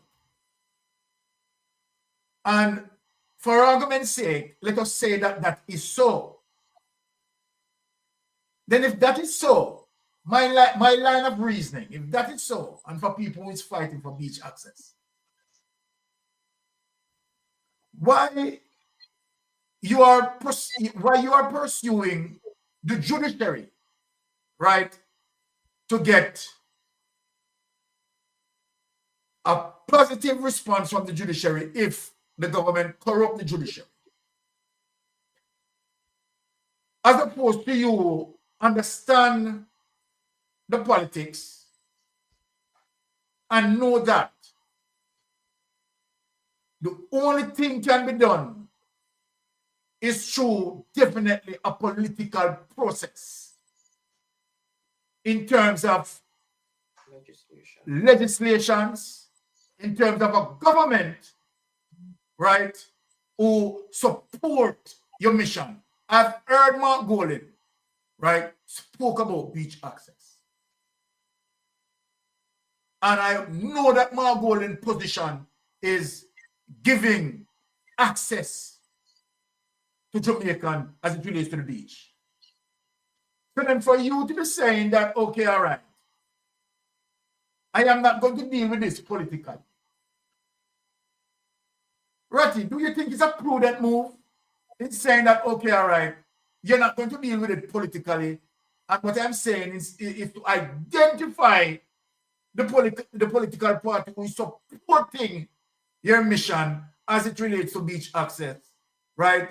And align yourself with that political party, right? And to make sure that if we vote, right, very strong, and the People's National Party overwhelmingly got the majority, changes can be done as opposed to depending on a judiciary that you are aware being corrupt by this government. How are you going to get the benefit? Tell me, Ratty, reason with me. Which route you think is the better route to take? Well, like I've often said, and I'll say it again, I never was registered. I was never registered to vote in Jamaica. I never voted in Jamaica. I had no interest in politics in Jamaica. And to a large degree, I really don't at this point. I care about the people. But to answer your question, the choice is clear. The choice is clear. The prescription of I think it's 1885, 1886, whatever. Devon can correct me. And the Beach Control Acts are 1955, 56. If you combine both of them, it is abundantly clear that the Prime Minister has the power of the pen to change this thing overnight. And despite the calls of the people to say, whether you are JLP or PNP, if you're Jamaican, you don't have access to these beaches. It's that simple, right? This is a very, very simple issue. This is because it affects everybody. So the people who are sitting on the fence, here's a reason for you to get off of the fence. Here's a reason for you to get off of the fence. Because you have a government that's in position for the last 9 years. And people have been clamoring, they've been begging, they've been beseeching them to say, look, give us access to our beaches. It's our birthright. Don't sell it out. And what have they done? They have sold it out. And I mean, Devon can speak to this issue better than anybody I know, right? And I just talked to Devon last night. And here it is that Devon have to go court. JAMPJA is in court right now with them, forcing them to grant access to certain beaches and to prevent further development of certain beaches. Because once them take over the beach, it's over. And I think Jamaica is the only country in the Caribbean, or at least one of the very few in the Caribbean, where you can own beachfront property and nobody can walk on the foreshore, the sand. Them can't walk on it at all because it's your property. Everywhere else, that's public property. You can buy beachfront property, but you have no control over the beaches. They can use the beaches. So, for example, in a lot of places, people can walk along the beach. Only thing is if they want to use the facilities owned by, you know, the hotels, and they have to pay for that. But you can't prevent people from using the beach. And in Jamaica, that's what they've done. No, we know why. It's a very again, this is a very simple issue, you know, very simple issue. The resort owners, they are the ones who support the Prime Minister. They support the Prime Minister. So therefore, you know, him find it difficult to make a choice and say, I'm going with the people. I'm not going with the money. I'm going with the people. Just like how this Cuban thing I buy him, you notice him can't come out and say nothing about the Cuban thing. Because him can't V and him can't VAR. Him can't V and him can't VAR. No. The Marco Rubio stick him up. Marco Rubio stick him up. Him can't V and him can't VAR. Right? And no have to make a choice. Remember now, you know, Jamaica have the loudest, supposed to have the loudest voice in a CARICOM, supposed to be the leader in a CARICOM. And half a sudden, not even a whimper out of them. You have countries like St. Vincent and the Grenadines, small country. The man come out and said, hey, if I have to lose my visa, I'm going to lose my visa, but I'm not sending home the Cubans. Trinidad and Tobago said the same thing. Barbados said, look, me and Martin said, we don't have Cubans in our country right now, but I will be on the front line fighting for this issue. And here it is, Jamaica sit down there and can't V nor VAR. Can't V nor VAR. And it's the same thing now with a whole bunch of issues in Jamaica. So people sitting on the fence, I'm not telling you to vote for, I'm just telling you look at the facts. And if you can't use the beach, you know who's responsible for that. Over the last 9 years, plenty of time where people call out and say, Mr. PM, just sign the thing and just make sure so the people who own the beach can grant an easement so that we not forgot through them proper. We not forgot through the, you know, through the front gate. We have an easement next door where we can just go through and we park a vehicle and we use the beach too. And it just fall upon deaf ears. To be truth be told, Mark Golding, and again, I don't know, political creature, but Mark Golding is the only one who come out and say, I am going to do something about it. And you have to give the man credit. You have to give him, you have to give him credit. So, yeah, so if all of the people we are sitting on the fence, the choice is clear. You don't need me to tell them what to do. Right? One man say, I am going to do something about it. Another man not do nothing about it. Even when they point out to him, say, look, see the section where you can't do something about it now. See the section of the Beach Control Act or the Prescription Act. You can't do something about it. And him just load the people. And there are more issues. This is just one issue, you know. There are more issues where clearly the people who are sitting on the fence, really, if you don't think it's one looking at the mirror, really not have no reason to sit down on the fence this time around. 9 years ago, I could have said, but right now, there's no reason because we not suffer the pangs of hell right now. And don't tell me, say, you just love punishment so much that you're not going to say, well, we're going to do it one more time again. And when you make people come and fooling up, and my cousin always tell me, no, if you hang out with fool, don't hang out with fool because they may turn in an idiot. And I mean, when your man come and tell you, say, a man come in at 2016, I get emotional now. A man come in at 2016 and tell you, say, listen, we're going to fix all of the problem where the PNP created for how many years. And the people them say, all right, we give you 5 years. Him say, give me 5 years, I'm going to do all of them. 5 years come, him will do squat. Then him come to the people and say, you know why? Because the PNP, they mash it up so bad that we need another 5 years. Him get it. And then come back again and say, oh, no, why me not do all of them things? Because the man, they mash it up so... No, people. Fool me once, shame on you. Fool me twice, shame on me. And people, we have been fooled from 2016 till now. And don't tell me, say, me going to lose half and we're not going to take the foolish advice again and go down the path there, because the path is a path of no return. No return. Look what we do. Look how it's so stupid. We go follow advice, right? Mash up a relationship with Venezuela. And the people who follow them advice and mash up the relationship, them turn around and buy oil from Venezuela and we have to slung in the back seat. Right. There you go. Unbelievable. People, and now you see the Cuban thing now. We are gonna see now. We'll see what the talk are gonna go, because here's what happened now with the Cuban thing. And that's why me blame Audrey Marks, the ambassador, and me blame Kamina Johnson Smith, me blame the whole of them, because you know why? This issue, they run from 2019. From 2019, the man them a signal said there's gonna be a problem with the Cuban export labor force. In 2020, Marco Rubio and Menendez, from the one who got prison, they put a bill to deal with this issue. 2023, 2024, Joe Biden put in a spending bill. Him say third countries will deal with Cuba upon the export labor force. We are going to suffer consequences regarding them visa. And them not tell the foreign ministry affair nothing, the ambassador right or so. So when them ask her the question 3 weeks ago, 2.5 weeks, 2 weeks ago, she was stunned. She couldn't answer. She couldn't, because we have a bunch of numbnuts around the place. Them not have no clue where are going. And now, so them get caught right now. So here's what happened now. And it's the signal, them send out the signal, you know, them telegraph it now. You know what you see where the minister of the tough time. You see what I'm saying? We are going to look to other countries like India, Nigeria, and the Philippines, right? For so you know what I tell you, I send him the Cubans them, because I want him visa, because he want to come and go Atlanta, go hang out, and this a female hang out spot, you know. This way want to come and go, you know. I mean, you say have children in a school up, I mean, if them born here or what the deal is, but a lot of them in Jamaica, them have children in a school, and them F visa subject to revocation. Because Marco Rubio make it abundantly clear that if you are involved with the Cubans, we are going after the Cuban officials, but we're also going after third country foreign government officials and their immediate relatives. We're going after all of them, right? And them can't afford, because them want to come and go to Miami, go hang out, you know. You know them come up and them want to them weekend shopping and show off and go hang out on them second house. Hang out. We know the one who have the second house down in Miami, you know. And the yacht and we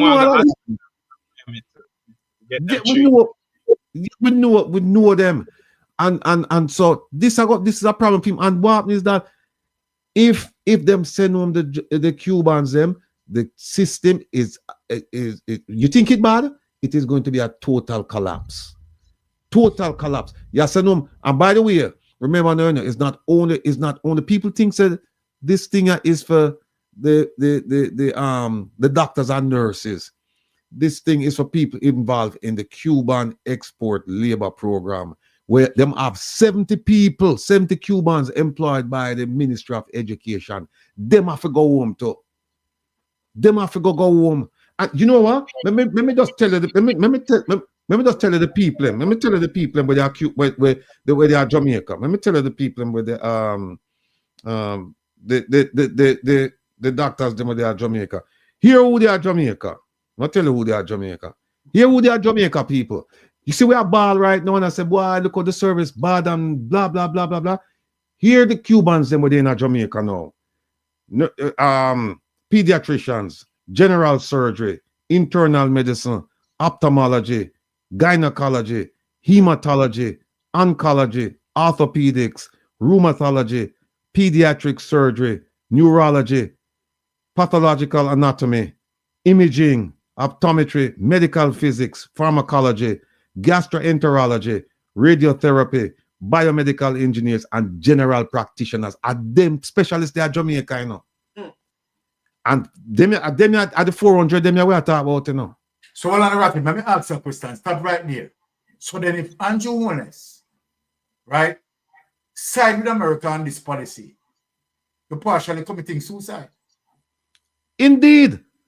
He must save him a visa, at the visa. But here's what happened now. He can't talk because the videotape will come out, you know. And exactly. The ledger and the tapes and the transcripts and the text messages and all of them things there. Because you know all of them phone calls, you know it go with all of them phone calls there. You know all them meetings, you know all of the meetings they go. You know, all you need to do is just ask for the cables them, or you see the cables them, right? Yeah. So there's nothing him can do. There's nothing him can do. So people at Jamaica who have to realize this man and the government, they don't have your interest at heart. It's that simple. This election, again, me not telling you for vote for them. We just are going to the facts. This election should be easy. It should be easy. I think somebody on the panel, I think it was Melting Pot and Pastor Rick here, has called for an overwhelming majority of the votes for the opposition.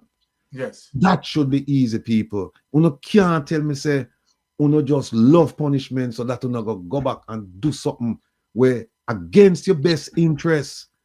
Me can't believe it. Say we have that conversation. And believe me, the conversation when me would all love to have is say, okay, opposition are going hard. Where them need to do now, because what happens is that the way me feel about it is whoever get elected is prime minister is the prime minister for all Jamaica. So right now the argument should be okay. What we are going to do for the opposition? How we can help now to make Jamaica a better place now? What can we do? We can't believe we have the conversation about people are sitting in the middle, and we are wondering if we still will get 30-something% of the vote, and we'll get a higher turnout, and then we have to plead with people to go register for March. We can't believe this. Cannot believe that we have that conversation. You know, it's difficult, Ratty, to know as it relates to, the uncommitted, and, have to understand how important it is as it relates to their votes, right? And, for their participation in the process. Because, the government is vulnerable. And to honest, it's vulnerable. The administration, the entire administration is vulnerable. United States have the evidence of several things on them. So any policy position that United States stand, you understand, and want Jamaica to defend, they will have to do it. When we talk about geopolitics, people need to understand the geopolitical situations with Jamaica and know that Andrew Holness is vulnerable. Now, if you have a Mark Golding who is honest, full of integrity, United States not have nothing on him to put him under pressure or force him to bend. Mark Golding now would be independent of that. I want to speak. If I could have the ability to split some of them people and put common sense in them, Andrew Holness is vulnerable. He now becomes a pawn for United States. He now becomes a puppet and a string for United States. And so then, let me warn the people then. And, all right, when we have the situation with Venezuela. Right? Yes, sir. Thank you. Thank you. As it relates to, we were getting the oil, you understand, quite at a reasonable price per barrel based on the contractual agreement that's set with the People's National Party government. The Petro-Carib deal. The Petro-Carib deal.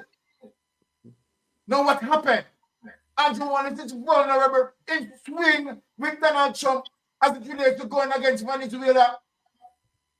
And now the United States left Jamaica in the cold. United States gone back to Venezuela. And what happened to Jamaica now? Venezuela tell them, Venezuela told the Jamaican government, You understand that them can't come back the same. In fact, them have them in a court. Them have them in a court right now. I'm just about to go. Look at the people, and some people that talk about Andrew Holness. Listen, man, trust me, Ratty, it is so, it's so unbelievable. So unbelievable. Right, when you hear some people talk, some people talk about Andrew Holness, you understand, no matter what Andrew said, people don't stop. Look, Mystic, we are the laughing stock of CARICOM.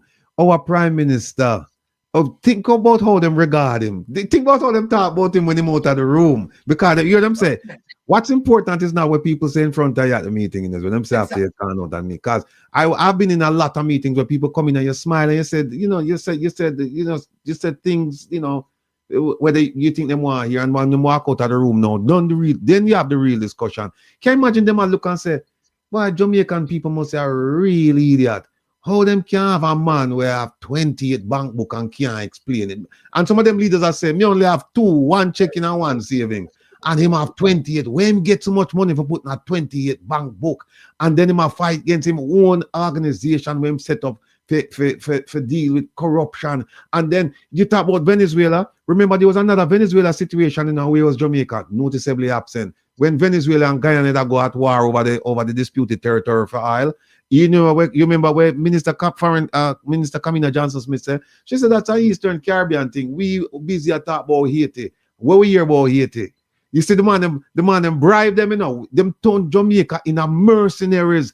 We them start pay for we go fight war in Haiti, and then now the man them just come in and go so whoops and cut the budget and say no, we're not going to no more money for that. And now the man we don't hear no reporter going about what happened over there. So people, not begging up, please, if you don't learn anything from coming on this program put on by Melting Pot, Pastor Ricky, Jamaics, myself, learn this, people. You have to vote for your self-interest first. And right now, your self-interest is at stake because it's been under attack from 2016. I mean, every time I file, you may file 3 ATIs today, and every ATI me file, I said to them, I want information from 2016 to 2024. Yeah. Every single one of them me file, right? And then them give me information. Some of them get faced to and fresh and come and come somewhere. I have to put them in them place. Say, you don't need to read the act, because me read it, and it say if me give you something, here's one thing with them do. Them come up with this gender business. And the gender policy of 2011 said every ministry, every agency, every department must do at a minimum 3 things, right? And them list the 3 things. And me gonna ask the office of the Prime Minister, me ask the whole government. Hear them come back and tell me, we don't have that information, sir. And you need to go someplace. Me say to them, say, listen, whenever you hear about Section 8 of the ATI, it say, I know my job for find the right place. Your job. If you're not the right person, then you need to find the right place. And by the way, me understand when I said, me do it in the plural. Me send it to the whole government and say, tell me if you don't do them things. And them come back, me say, well, here one over. Me tell you what page 24 said. And page 24 say, every ministry, I mean underscore ministry, and say, emphasis, mine. Me are telling us, a ministry, need to come tell me if you don't do them things. Because you know why? A little birdie we sponsor, them not do it. Them don't do it. And them know me I go do with them, Them know me I go do with them mistake. People not tune in this Saturday, because we are going to show you we can file ATIs. We're showing you for file ATIs. All right. Blessing for that, Rati. Big up Seth Bolo, VRNR 2.0. People remember, Golding'S Bolo, right? Always doing work. And make we talk, you understand? Big up yourself, Jeffrey. Yes. Listen, one quick announcement. Yes. Melting Pot, Pastor Ricky, Jamaics, and Mystic. We have put together a thing, right? And this morning, 4 o'clock, me up in a car, 3 hours a night, me sleep from 1 to 4. And me get up this morning, and me look at the scene and me say, how can we help Jamaica? And me come up with a team. And it says, present a problem and share your solution. And what I like for this, get something with all of the man them and the ladies to, because we can't left out Lady Ann. And we get some other people as well, some other bloggers and some media people. And what we want to do is this. We want to give everybody a half hour up on the floor.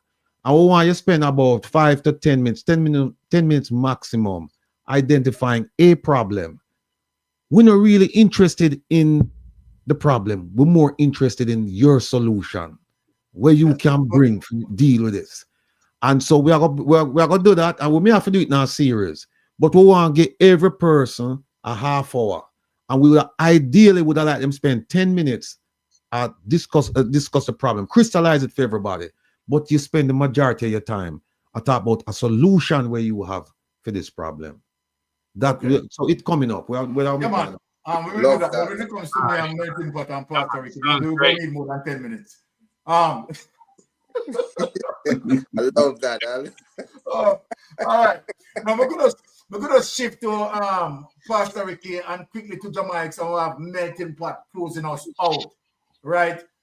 So we're gonna shift, as I said, to Puerto Rico melting pot, Jamaica and have melting pot close the window for us. Yeah, Puerto Rico, go ahead.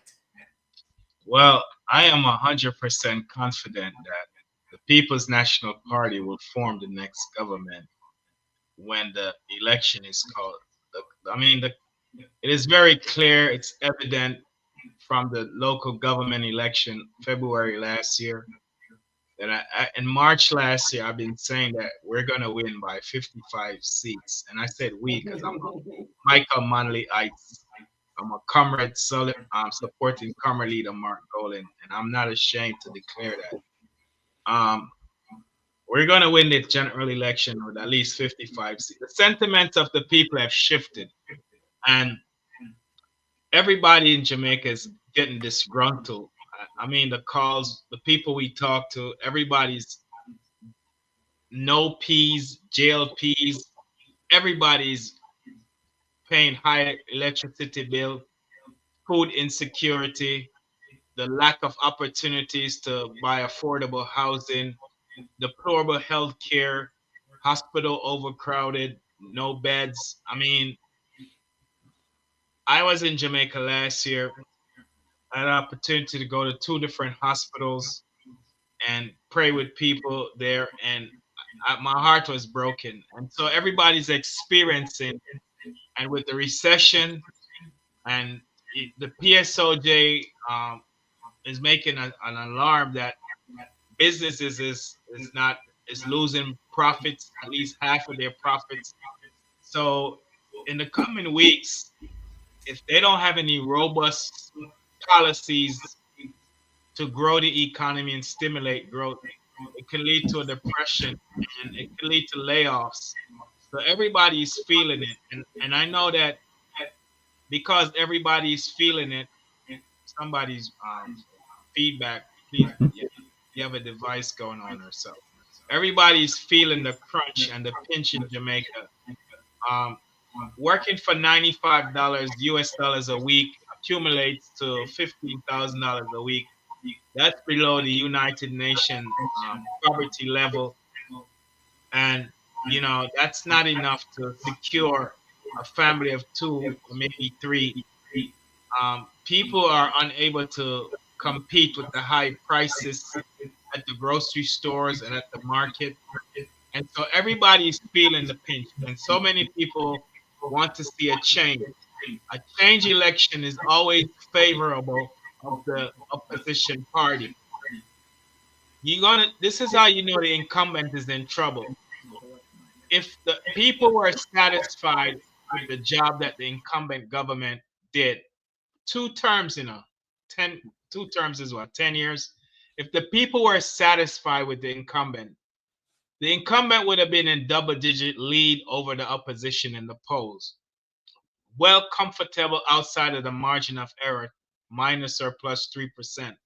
The fact of the matter is that the opposition, with a few months to go in the election year, is in underwater and is losing by the latest Don Anderson poll by 5 percentage points out of the margin of error plus or 3 minus percent.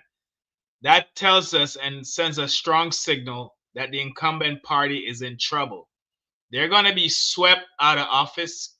And I love what Ambassador Andy said, that when they all leave office, they're vulnerable to be prosecuted and go to prison. I love that because Mwasa, all of them go to prison, including the DPP. And one of the things Andy said, that to invite international external entities or agencies to come into Jamaica, that request has to come from inside of Jamaica. So once they leave office, they're all vulnerable for prosecution. Then, we can get external entities, agencies to come into Jamaica and make the prosecutions. the arrest and seize their assets, freeze their bank accounts, because that money that they spent from the taxpayers' embezzlement needs to be put back into the economy. One last point. I'm not worried about if we get, I mean, I agree we need a landslide, massive victory, and I predict 55 seats for the People's National Party. But just in case I'm wrong, as long as we win the election, we can still govern with a slim majority. We can. The only problem with that is that laws that are entrenched in the Constitution that requires 2/3 votes in the upper house and the lower house is going to be very difficult unless you're able to, have people cross the party lines and vote for the bill, like how they do it in America. They call it twisting arms. You twist a politician arm and you get them to support the bill. So we just want to win the election. And I believe that as Sir Rattigan says, everything is not going to change overnight in Jamaica. It's going to, the massive of 2 terms, 9-10 years worth of destruction, it's not going to be resolved in 2-3 years. It's going to take a while to dig out of this hole that the People's National Party will get the country and the economy in. There's so many regulations that has to be changed, so many laws that have to be changed. Get rid of all the loopholes in the law that cause these criminals to enrich themselves, and the level of corruption that we have never seen before in no other government. These things has to change, and it's not going to happen overnight. But we need the People's National Party, and I'm confident that we will take the reign of government. I have no doubt about that. And once we take the reign of government, forensic audit in all 19 government ministries and agencies, and the 15 ministries, you have to do a widespread government-wide forensic audit, because then you have to know what you are inheriting. So then you present it to the people and ask the people to have patience to fix what you found. And so if we do that, Jamaica would be great. I have the utmost confidence in Comrade Leader Mark Golding, a no-nonsense man who was a justice minister, a real estate guru who understands land titles and all of that stuff, a banker, successful banker who understands banking laws and banking regulations, a successful businessman who understands how business operate and economies. So he's the right person for the job. This prime minister we have is incompetent. He has no knowledge about economy. He doesn't know anything about budget, and he hates the Jamaican people. The SOEs that he used to abuse the civil rights, the constitutional rights of the Jamaican people, reveals that he's a threat to the democracy of Jamaica, and he's an enemy of the state. And I have confidence that the people sees that, and they know that, they're feeling it. They have to be, they're afraid to protest. They're afraid to come out because they're intimidated. And we see the police going around unaliving youths without unarmed youths. I mean, all of these things has to stop. One last point. The U.S. Global Magnitsky Accountability Act that Congress passed in 2016, if the prime minister and them think that they're above the law and they're untouchable, if the U.S.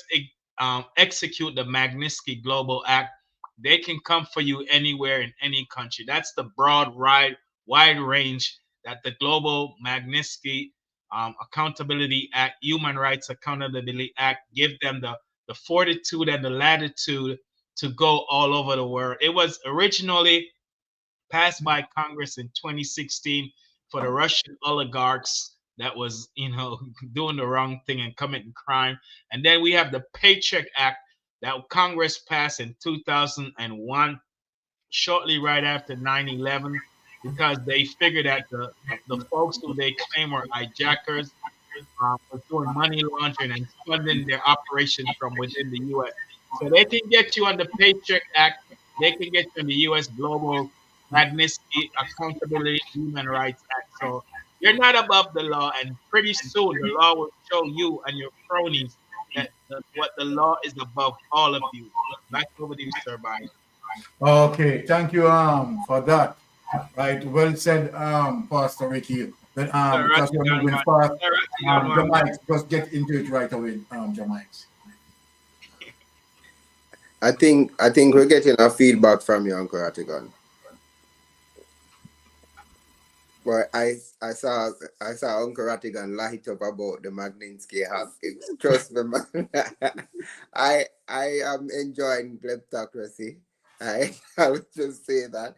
But when I tell you, there's so much, but you know, when the tasks get heavy, you get smarter, and you get wiser, you get stronger.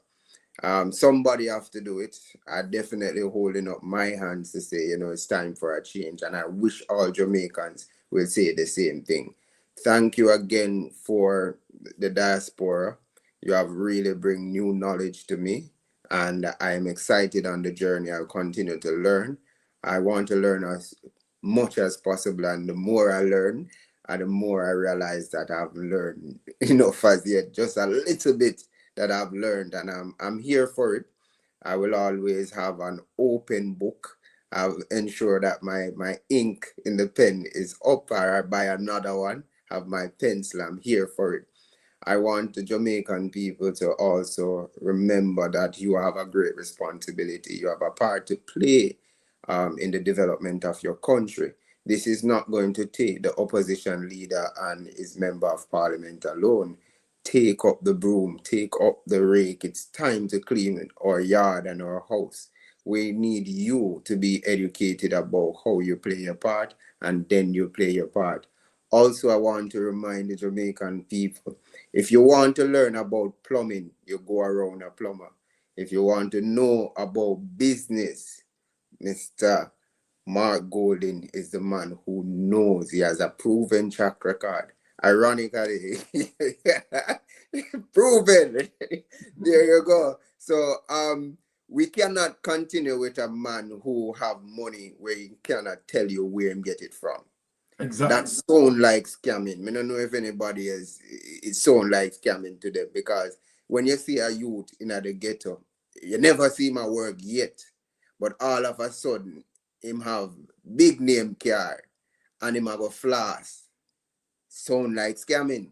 The Prime Minister cannot tell you how him getting money. Sound like scamming. So we don't want that type of life. Scamming is something we get cut down from. You have blockchain, you have people that get smarter with their money. You can't get nowhere with scamming. We are moving on a different path. And the path that we're on is about ethics. I'm asking you, the Jamaican people, are you ready to play a part in a better Jamaica? We have to move forward. You know, when I hear we talk about the Venezuela and the Petrocarib deal, it was just the other day I was researching on it. And in 2005, I realized the Honorable PJ Patterson had secured that deal. And it was used for infrastructure, for energy. And we were benefiting from it. Mm-hmm. And as the man coming in 2017, the same Prime Minister right now abandoned that. And ironically, the same people who tell themselves, this is America, tell themselves to leave it alone, start get oil from Venezuela. Crazy. Now Jamaica owe US $115 million. So we owe these people who are actually doing good for us. I'm saying to you, technology cannot be getting smarter, Jamaican people, and we are getting fuller by the day. It don't make sense, man. Don't make the phone use you. Use the phone. Knowledge is everything, man. Knowledge is power. And you cannot say power without knowledge. So I'm borrowing words from Damian Crawford, but I trust and believe you, man. When you see smart people, go with smart people. There's something good at the end of it. When you see people who are waste of time, you probably end up at jail. So stop support criminality and start support what is just and right. I hear everybody have them numbers 55, 40, 43, whatever. Me say 63 because no way them people that deserve one seat, Jamaica. Not even one, Jamaica. Not one. Not even one. Judgment. Not even And the there's black no person joke for about it, but not even one they deserve. Because the Jamaican people need to get as far as possible from them people. You ever hear your grandparents say, make sure you stay far from them, the people there? Stay far, man. Yeah. You know, see how them have Jamaica suffer, man. No, man, we need a better way of Jamaica, and I believe that we can do it. You see, the reason why they keep us uneducated, because them know say only people who are uneducated will run behind them. But no longer will the Jamaican people be uneducated. Again, it's not about choosing a party, it's about choosing Jamaica. And when you look at it, if you are nowhere, you're nowhere. Somebody have to lead the country. And when you look at the two person, you see somebody with cookie crumbs all over their hand, all over them chest. Night and day. And then you have another man, I tell you, say, me I go put that man to watch the cookie jar, and that man over there to watch the cookie jar. So nobody go in night. Me I go with the man who said nobody should go in the cookie jar. So I would say time come for Jamaica to change the mindset, and then don't just talk with your mouth. The 31st of this month is the last chance you get to use your finger to do the talking. You don't have to be in an argument with anybody. Just put up your finger and place it where it needs to go. Never done it before, but I will be doing it now. I'm asking you, are you ready for a change in your country? That's all I have to say. Thank you. All right. Now, melting pot, the Prime Minister 2021 statutory declaration cannot be certified. 2022 cannot be certified. 2023 cannot be certified. Right? 2024 cannot be certified.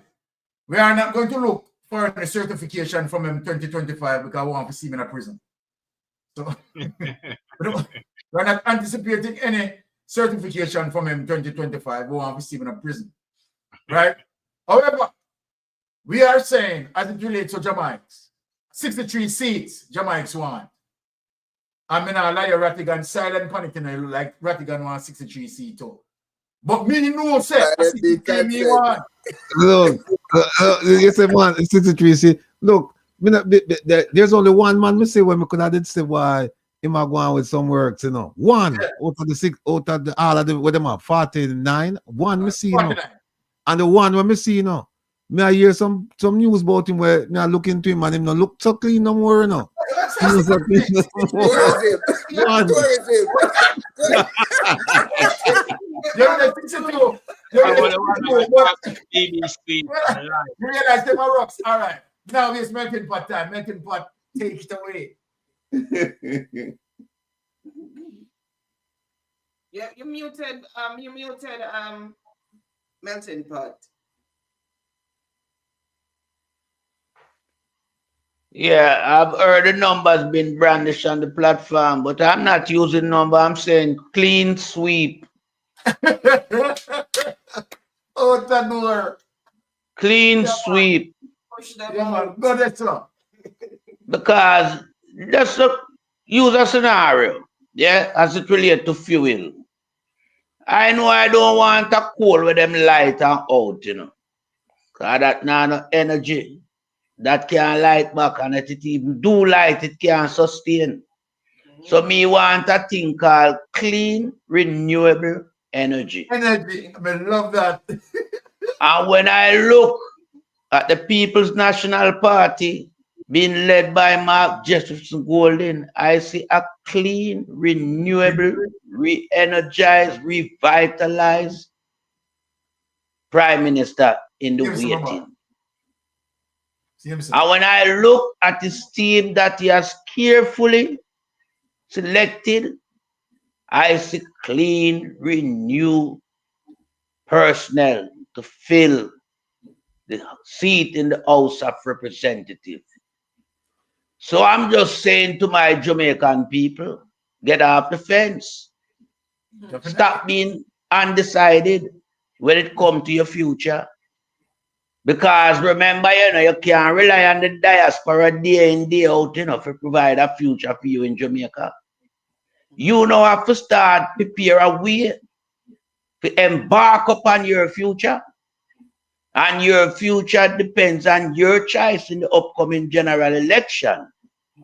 Because after 9 years of depression under the Andrew Holness-led regime, we have seen where Jamaica has now become the laughing stock of not just CARICOM, but the entire world.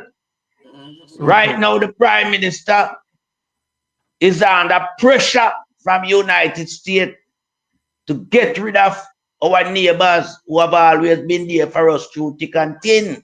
Exactly. From builders to medical personnel.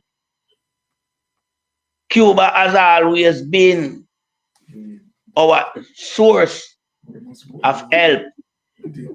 So I cannot see where this Prime Minister now is gonna compromise a situation and send back home the Cuban nurses and doctors just for a visa.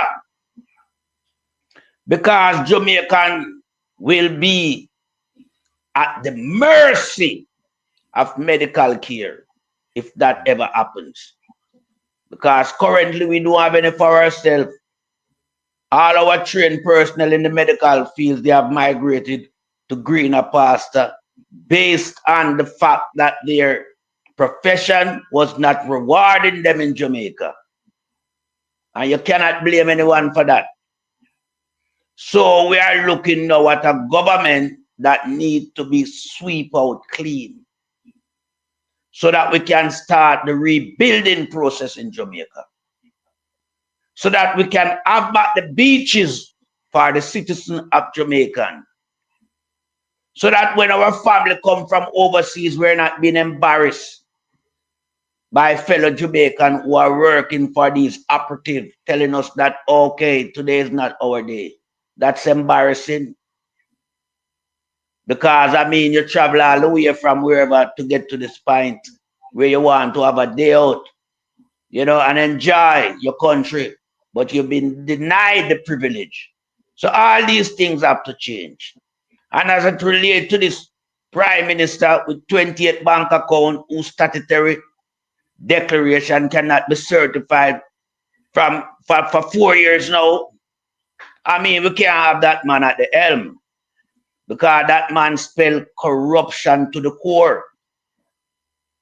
That man is a criminal who has no shame and who has no pride. That man is the worst neighbor up in Beverly Hills where him live. Nobody should even live around him. Him stain, him tarnish. Him have nothing going for him.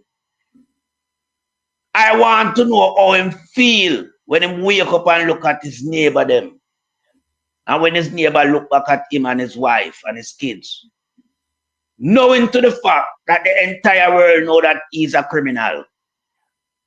But yet still, he's endorsing this big mansion in Beverly Hills.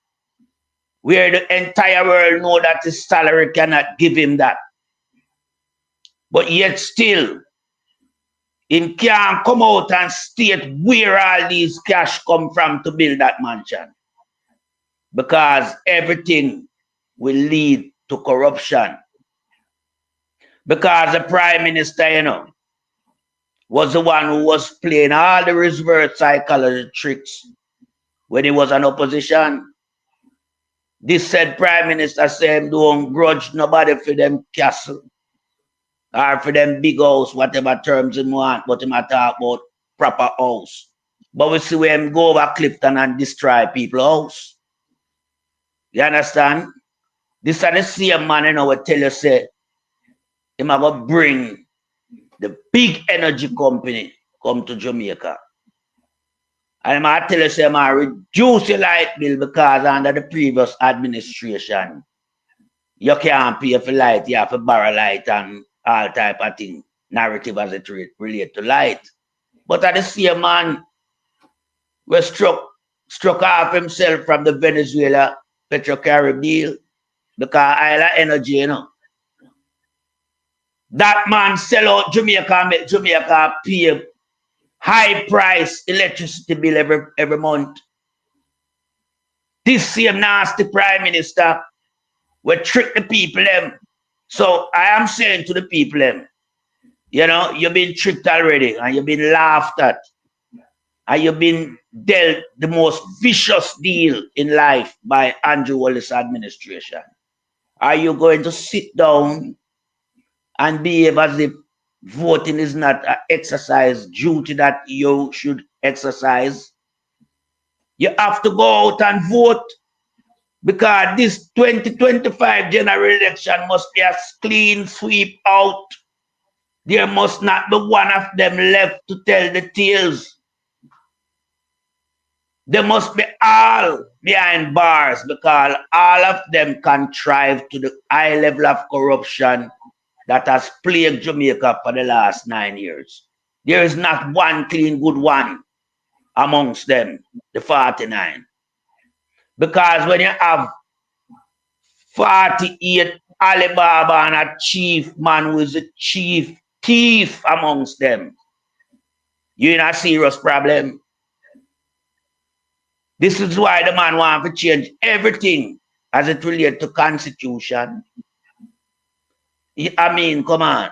Why would you want to trouble the constitution when you're not a liar? You're a criminal. Criminal can't touch constitution. So we have to make sure now we put a guardrail against this criminal Prime Minister, Andrew Wallace. And the whole of the 48 them we have around him. We have to guardrail the thing now.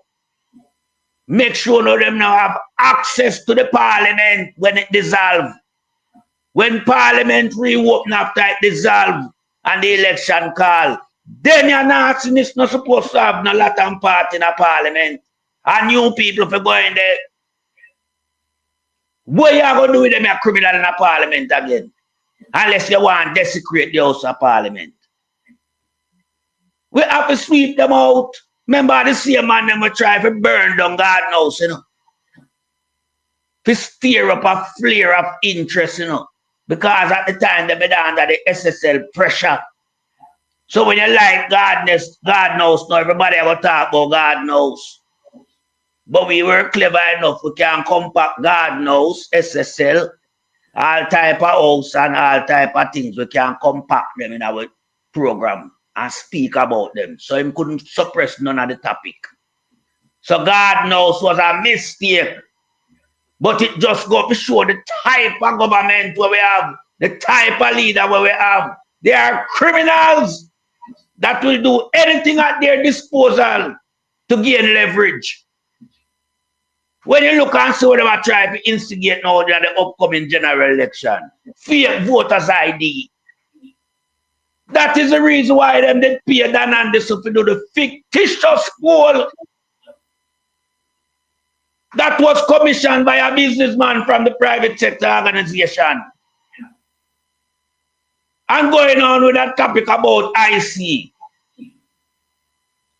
And then when you look now, you see them come out with that thing and I compress the three numbers them as it relates to the three column. The People's National Party, the undecided and the nasty labor right then. So when them come out now with that now, and we are look at it and I say, but nobody know in the 40s, all of them in the 30s.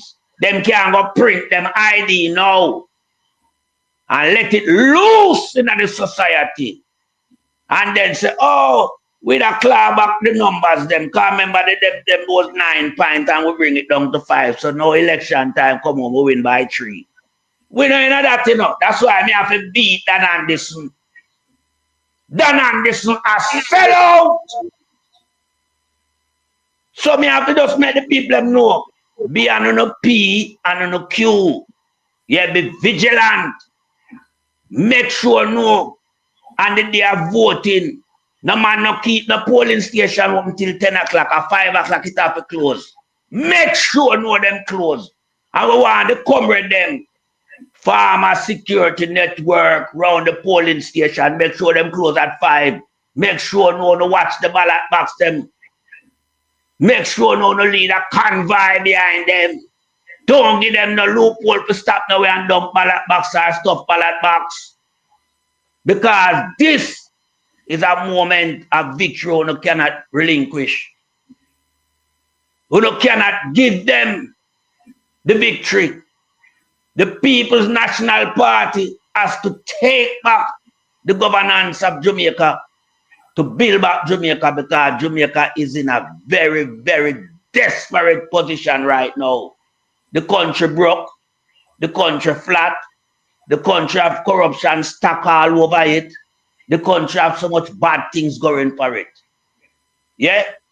Because when you have corrupted leader at the forefront running the country, then the country cannot excel.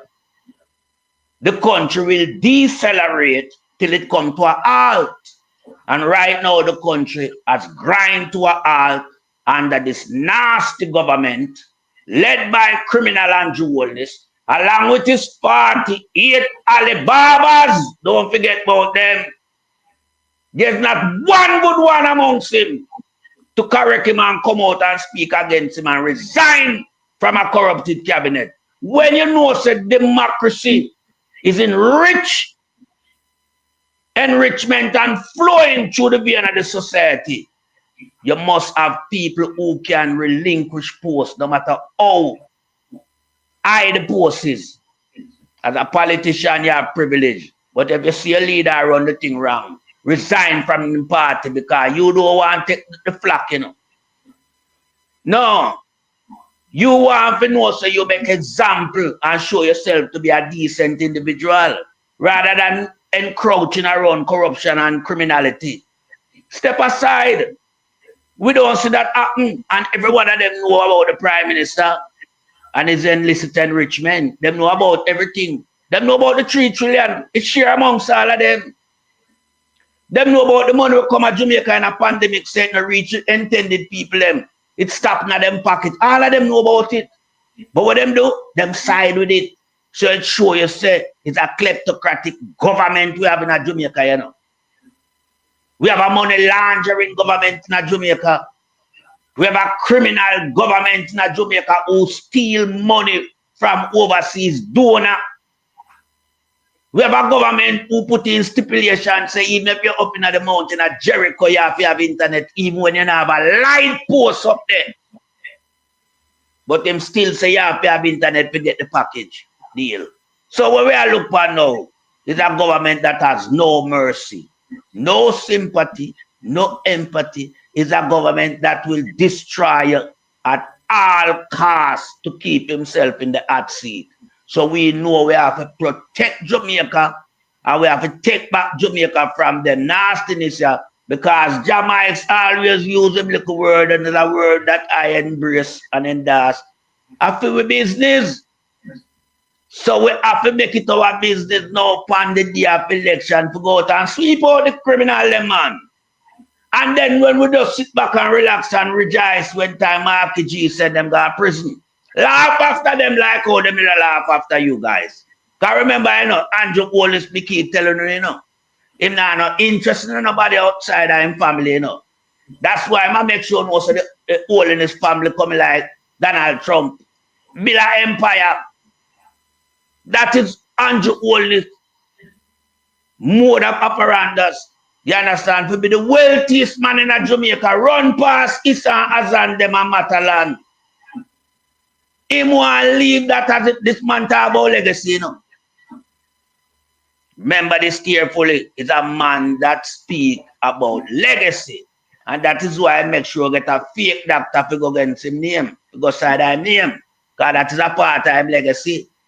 You understand? But for sure you say I'm a criminal. Him get it from a criminal institute in a Delaware. A corrupted university where blacklisted. And then place Andrew Holness power. Him not go around decent people. Because him not credible. If you're not corrupted and criminal, Andrew don't spar with you. If you check him network, all of them are criminal. So right now, we have to just be vigilant with people because they will thief the election, you know. Because remember, I just tell you, say all of them are criminal. Yeah?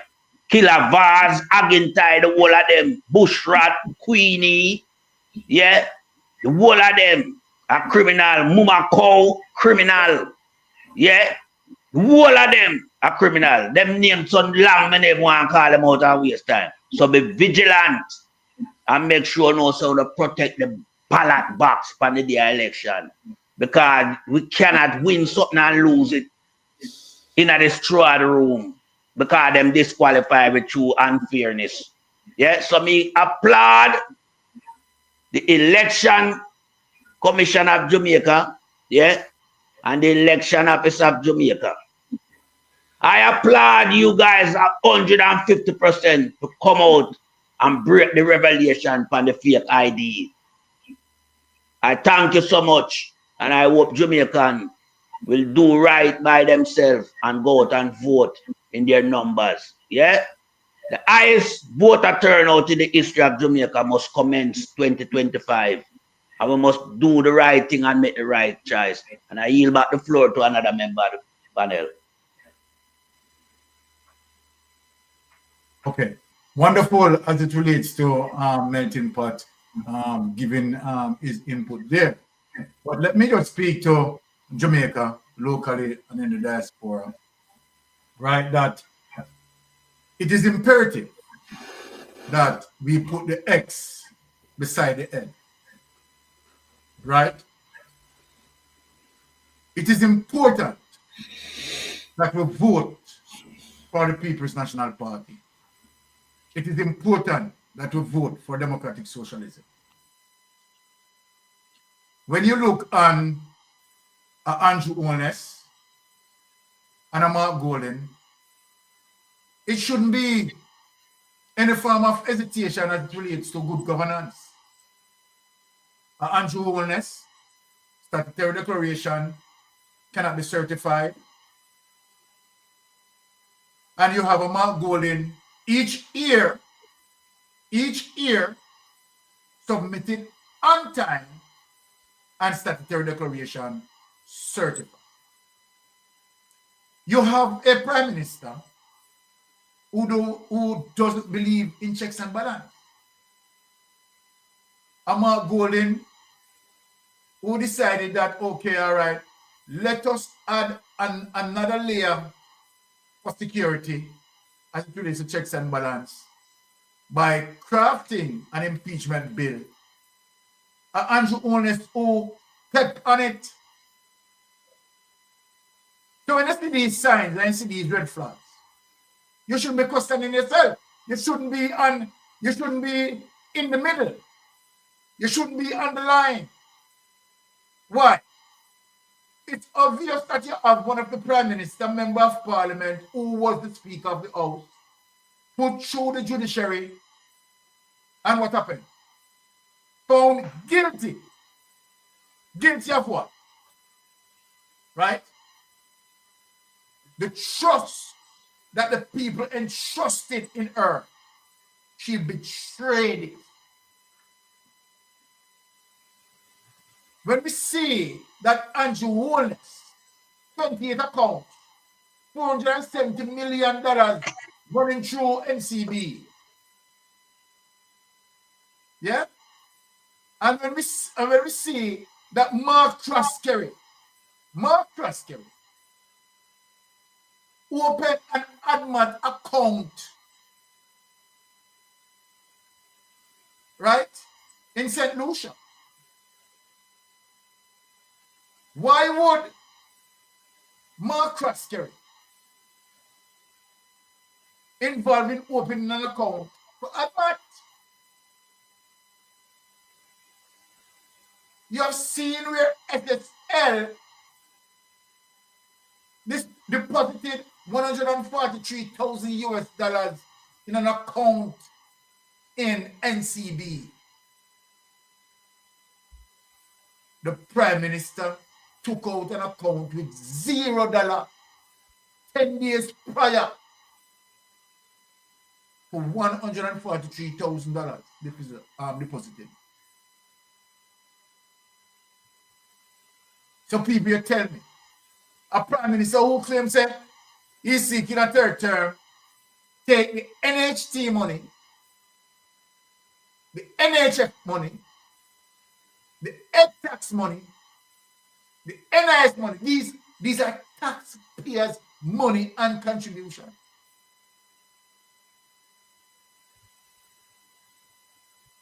And put it into SSL that the Prime Minister know,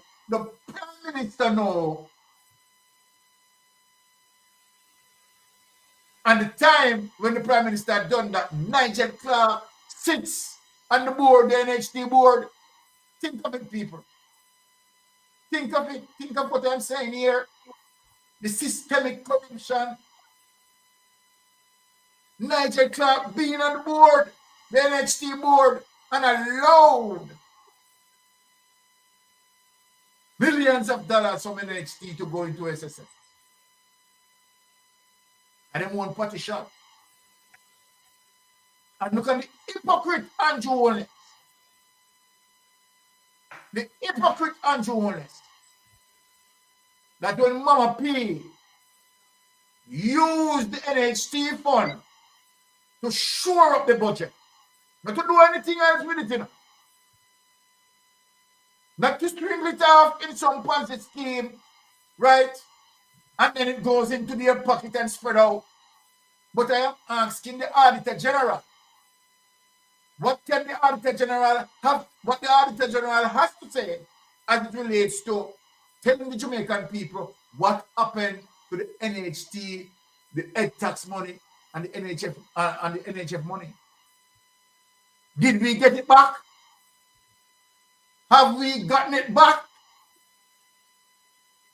And so then, of course, we have a right to know it's our tax money. And here is it. And here is this man speaking turtle. Well, for Thursday when the Prime Minister coming out, right? If the Prime Minister can speak on the crowd report and to assist in giving, right, instruction to have that crowd report released and show transparency, checks and balance, why should we listen to him? Why the Jamaican people should listen to him? Eh? Listen to who? What is he going to tell us? Can the Prime Minister, is the Prime Minister worthy to speak about honesty? Is the Prime Minister worthy to speak about trust, balance, and transparency? Is the Prime Minister worthy to speak about good governance? Is the Prime Minister worthy to be on the ballot? The Prime Minister should not be on the ballot. So I'm using this opportunity tonight in telling all Jamaican people, put the X nowhere but beside the head. I want to say to the panel, you know, a wonderful pleasure tonight. I mean, all the panelists have solid input, right? And we love what took place as it relates to the participation. Enjoyable as usual. I want to say big thanks to you all, Ratty, Jamites, Pastor Ricky, Melting Pot.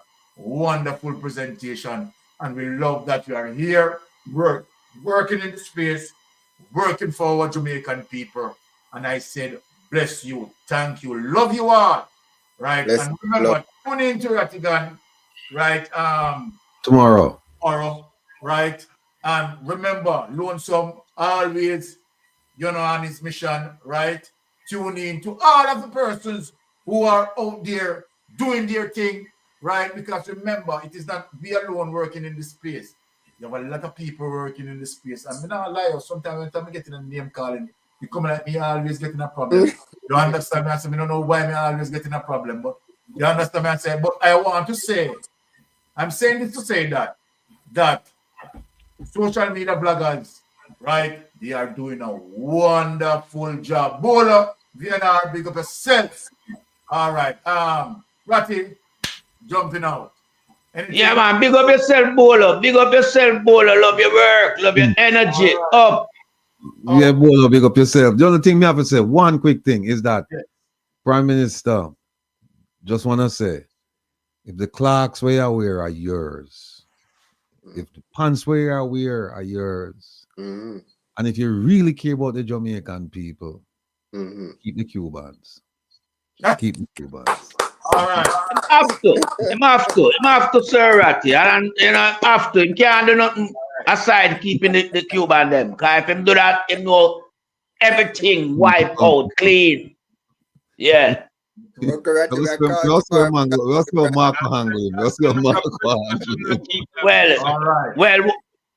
let me tell Agintide, it say Marky G a beaten tick. Well, me sure know say Hanjo and Marky G beaten tick when it come to parliament and speech. All right. All right. If him keep them, I send him go prison, man. Yeah, where's the water, Ricky? Go ahead. No, me I say Sir Rattigan, if him keep the Cubans, you send him go gone. prison. Him gone. Chump I send him. Invite him come and watch. No, but him a crumble because everybody, you know, I go cry at the fact that them can't get medical assistance and knowing to the fact that the Cuban them shore up the health system in terms of them, you know, personnel working within the hospital. Him I go crumble, so him can't do it. I bet him to do it. I bet him. I bet him. Where I bet him is that if him thinking bad, all right. Marco lay down the gauntlet and Marco tell him say you need to get rid of them. Well, if him thinking bad, make him go against Marco and say what happened. They will open up the book for him. Right. We know how the geopolitics is, and we know say United States have the dirt on him. Of course. You know him have to jump in a rat. Yeah. You know when time Trump said jump, him just have to ask, oh, I want me jump, sir. Yes. Dancing to the piper. That's why. But you know something. But you know something. Yeah, but this couldn't come at a worse time for him, you know. This couldn't come at a worse time for him. If it was after the election, you know, or 2 years before the election, but right in the election cycle, now the man them say, hey, what you need to get rid of the Cubans, them, and no, him can't. Listen, him can't talk. Look, Trinidadian attack out, Bajan attack out, St. Vincent, everybody attack out. Our mom is the word. Mom is the word. Because the United States in a Ratty. He can't go against the United States. He's Him visa gone like a beauty kite to a bus, man. Gone. Get ready the same week when he made the decision. Problem did it. There for it. He can't go so. He can't. If him go that way, yeah, you know. If him go that way, Jamaican people are going to suffer, you know. Yeah. Sir, Suffer. you know, he put out every Saturday, sir, to put on it weak prime minister the next time. Weak prime minister, all right. Well, in closing, I'm going to tell Andrew Wallace that Trump can't help him because the fact of the matter, Trump is running on a one-way ticket. Trump now no return. You understand? Him can't return. So Trump can't help him, you know. So if Andrew make a mistake and feels that Trump can't help him, he have a next guest coming. Yeah, a prison can't help Andrew. There's nothing else to help Andrew but prison. I close with that. And believe me, I still wait upon him. Them have something to wait upon him. So people, yes, we are jumping on now. We want to say a big thanks to all the listeners, all the subscribers, and all the persons who have not yet subscribed and tuning in. Big thanks. Have a wonderful, you know, weekend, week, right? We appreciate for the continuous support. We really love that. 1,200 people for your live 1:30 in the morning. A big thing. Blessings. Blessings. All right. Later.